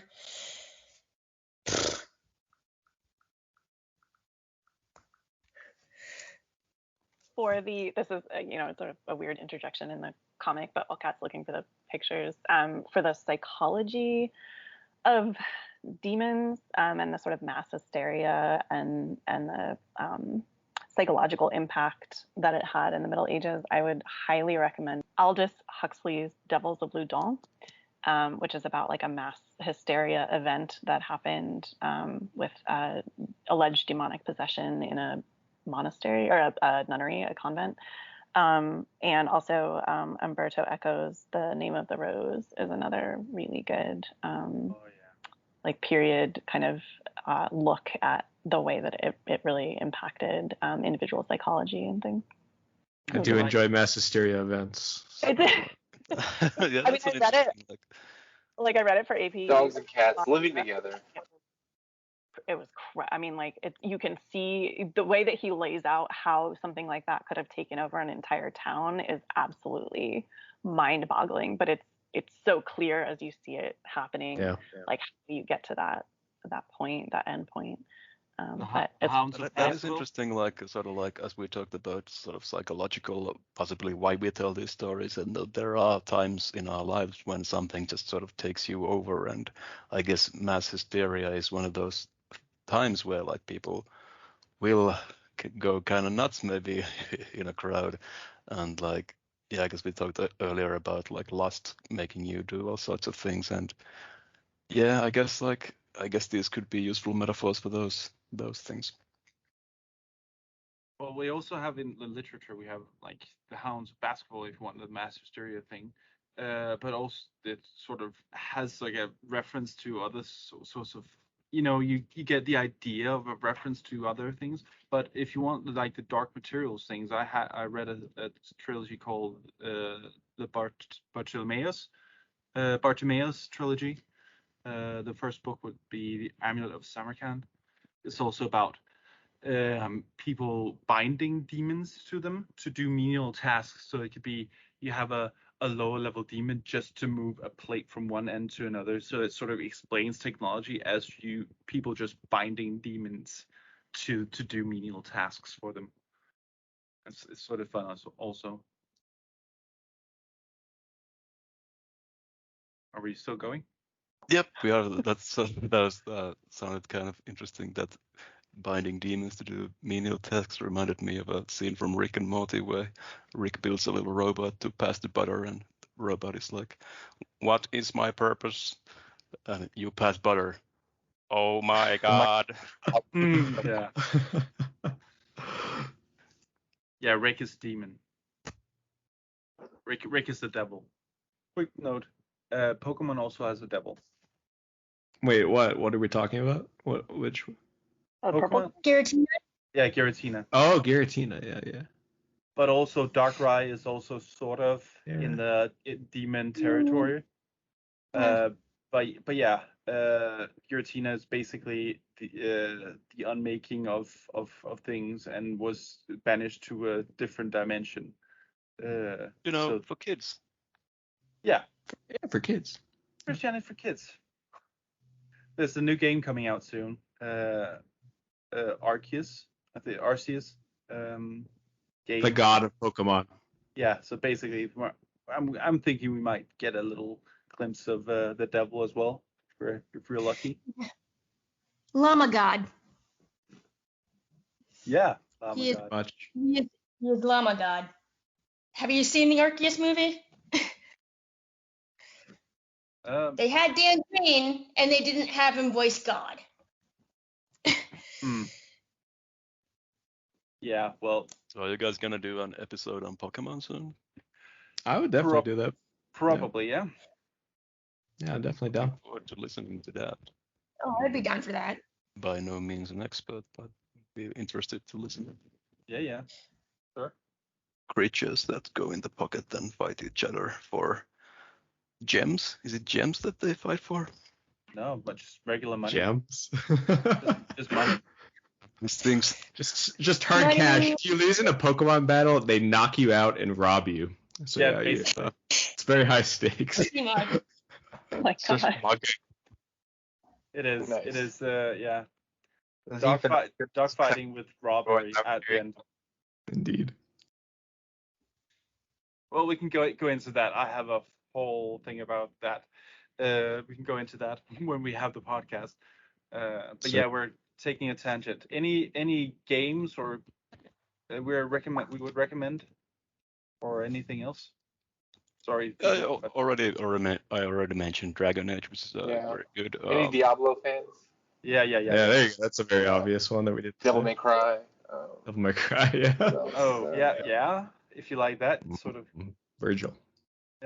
I've played the third Diablo, but I'm not like a super fan or anything. But I'm a little familiar with the setting, and it's I like the. Trying to think kind who of else cool visuals at least. What are games where you actually play as like a demon Doom. or half demon character? Or not as a demon? No. But Doom. Doom, you beat up demons as a guy. Doom, yeah. Yeah, that's a Um. just like. Margaret of Antioch, the game. Oh yeah, I love that game. It's really That cool. should be a game. Doom cracks me up because they have they have the BFG in that game, right? And what that stands for. And then my son comes home there and they read this book. He's like, the BFG, it's the big friendly giant. I'm like, oh, that's not what that stands for. But He just keeps saying it. the Margaret of Antioch game, isn't that based on like a wrestling game, like UFC, something like that? Isn't it that was the base of the game? They just ported over and made it medieval, basically. Amazing. Wrestle some demons. Any Warhammer 40k games later of them are okay, good. Some of them are better. I'm a big fan I've of never played any of that. the Warhammer 40,000 Space Marine. It's called. It's a very sort of action adventure game. It's a kind of a beat 'em up game that you just play this hulking space warrior and you beat up orcs and later on demons, and it's actually kind of one of my favorite games, low-key, even though it's very basic, but it knows what it is and it does it well, I think, and since I'm a fan of the lore, I really enjoy that game. Is it a 4-player co-op isometric game? No, it's like a third-person shooter and sword. You have chainsaw and power hammers and stuff like that. So I think it's from 2008 or something. So you can play it through in like one night or something. Is there Warhammer is like that, like demon heavy, or I don't like orcs, and I've never done all kinds of stuff. They have RTS games, right? Yeah, it's the chaos is a big part of it. It's like many of the factions are tied to chaos, which is tied to demons, and but there's also like more mundane monsters like orcs and elves and stuff like that. But yeah, if you want to play a game in that setting, Vermintide 1 and 2 were pretty good in that setting. It's like a basic Left 4 Dead style game.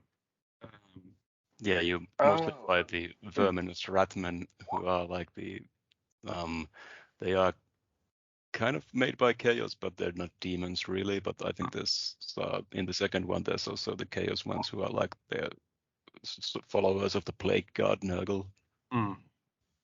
Yeah. Nurgle. Great name.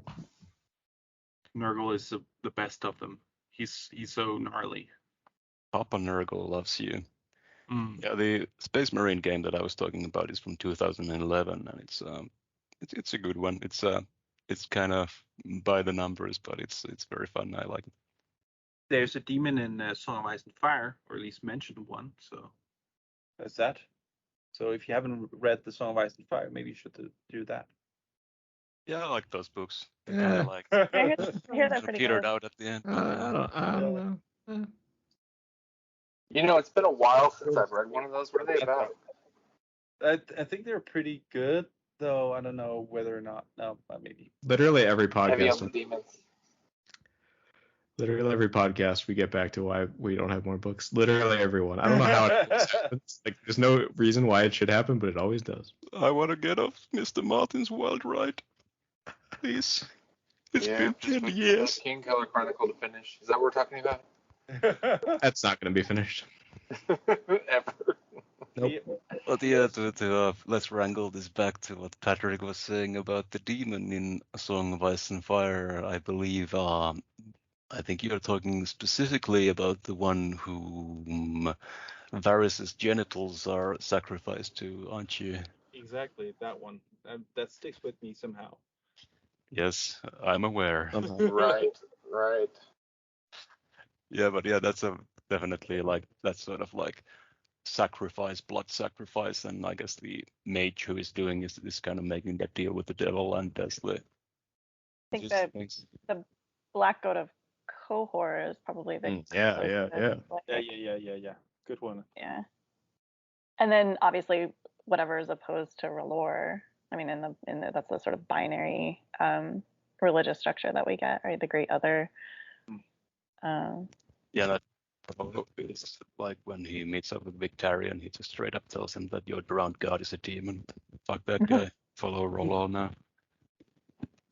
Another example of sort of just assimilating or just sort of diminishing other belief systems. Yeah, we didn't really talk about that, but it's too late now. But we can quickly talk about like demonizing other gods. So I think like some sort of names that we have for demons that have sort of stuck around, like Baal or something like that, is just like a name for Lord in some other language but it's sort of been appropriated to mean to be this demon lord kind of. And I think there's other examples of that. I'm not sure Baphomet is one of those as well, but yeah, like just like taking over another country and saying that okay, these your idols, they're demons actually. It's made by the evil one. You also have Akuma in like Street Fighter, right? He's the Akuma is the closest you get to the actual devil in Japanese lore. Oh right, yeah. Is that like Aku in Samurai Jack as well? Yeah. Aku means cool. evil. Oh, that's a good one. Aku means evil, so it's like evil magic, basically. Akuma. So yeah, so that's one as well. We were talking in the chat about Beelzebub, and he comes from Baal. He's an appropriation of Baal, the Canaanite god.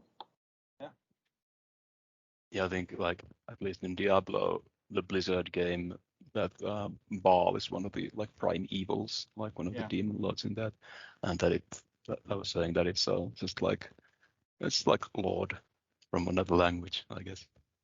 There's also Mephisto. Do anyone know where that's from? Is it Mephistopheles? Mephistopheles?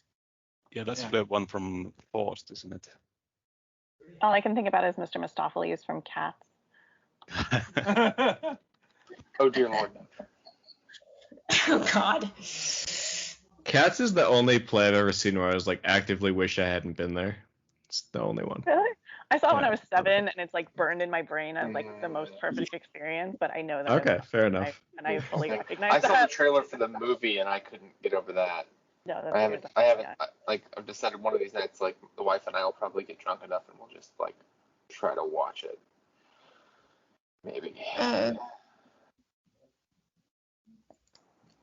Terrifying. It's terrifying. I haven't seen it. I've seen the ads though. That's enough. Yeah. Like the fact that one of them wears a fur coat makes me so uncomfortable. Why? You don't wear the skins of your enemies? Right? I guess. Any Boltons in the chat? No Boltons. Okay. Phew. Also, a fun fact in Oni, as you know, is like sort of demon-esque thing. In Japanese, if you have like bills or debt in front of the county for Oni, you have tax collector. So person who collects tasks is basically an Oni, cruel person. Okay. Oh, that's delightful. The tax man like the verokarhu or the tax bear in Finnish. Because it's someone Russian. Who, I think it's just someone who. I mean, there might be a Russian connection, but I think it's just someone who comes and takes his toll and just takes his share and doesn't care what you think about it.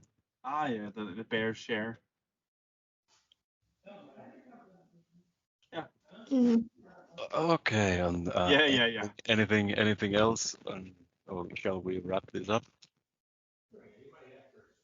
I want to wrap this up. Yeah.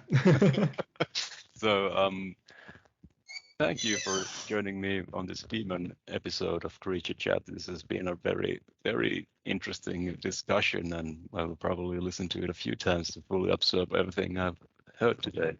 And I will probably have to do that as I edit, but anyway, yeah. And thank you all for joining me. And anyone like to mention any future podcasts that you've been on or are going to be on, or general advertisements here at the end? I heard there's a What We Do in the Shadows one coming out.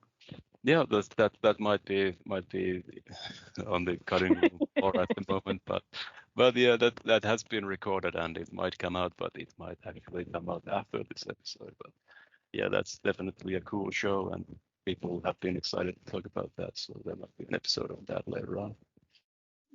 Also, we might continue the Fire and Blood on within the next week, maybe. The series about that for the reread there. And as you might have heard, if it doesn't get edited out, because I don't blame anyone if you do, Pokemon will probably be a thing as well. Yes, indeed. Pocket Can we- monsters Yeah. from Yes. Asia. Little monster. Monsters in the Pocket of God. Yep. I understood that reference. Yes. Any creature chat teases for future creature chats? The things you have in mind? Well, we haven't really decided on any ones, but we do have here on the list, we have fairies and giants. Oh yeah, I think we kind of tentatively decided to do undead after demons, so we might do that one next. Undead is quite a wide category, of course, and demons was as well, and we didn't have fully cover it, but I think we did a fair job. And I guess aliens is one we might do as well. But I think undead is one that's very present in our culture with Walking Dead and zombies everywhere and stuff like that, and some of the more fantasy-oriented ones like wraiths and liches and skeletons and stuff like that as well. Yeah, that's a good one. Skeletons are fictional, as you know. We're all just goo. You ever think about the fact that we all have a skeleton inside us at all times? We're all animated Oh, so skeletons. spooky. No, it's not always on the inside. X-rays must have been so freaky when people first discovered them and like you just see bones underneath. What is Mom. this? X-rays. Your soul is protruding from your X-rays, body. Exactly. I don't know. I think it's something that every single before you gain consciousness, you would know that bone is inside you. It's like there are bones everywhere. Yeah, I think that's true as well, because like if you think about like scarecrows Said work bone like, is inside you. well, not just scarecrows that are shaped like people, but it works when you like display a dead animal, and other animals of that kind won't come there because they're afraid. So there's some sort of I guess sort of instinct of danger at least, and I think we've been sort of like probably cannibalizing each other long before we were human beings, when we were apes and lower hominids. So we would probably have been seeing bones all around the place long before we were human beings. Yeah, just like sex. I think people knew how things went before they thought about it. Yeah, they knew about that bone. Yeah. So yeah, that's some of our upcoming programming, I suppose. Look forward to bones and things, I guess. And yeah, fire and blood and bones and zombies and Pokemon. pocket monsters and maybe some other creatures as well. Oh yeah, and vampires. Pokemon have bones. Discuss. Oh, Cubone has a bone. He does. Oh, yeah. It's mom's very bone. fucked up. Yeah, fucked up He story. literally wears his dead mother's skull. So Yeah. It's fucked up. Is That's canon. really fucking- But he's so cute. Oh, And then you yeah. look at him, you're like, oh, why? oh, there's a lot of Pokemon like that. You read the flavor text and it's like, Yeah, most of them are pretty scary. Like a lot of them are. Like yeah, Drifloon, the balloon Pokemon, carries away children. yeah, my favorite. Usually. Oh, fuck. Not if I captured. Pokemon's Not if I funny. captured first. Okay, well, thanks all, and I am going to hang up now. Okay. Thank you, Patrick. Not Patrick. Damn it, I did it. I did the thing. Thank you, Peter. I was thinking of Patrick because of the Pokemon Thanks, thing. Patrick. I'm so tired. Back to it, yeah. Thank you, Thank you, Zach. Peter. Thank you, Patrick. No, Thank you, you're Sarah. Creature Chat, Thank you, everybody. Kat. Thanks, Peter. Thank you, Georg. And thank you, Adam. And have a good night. Thank you, Peter.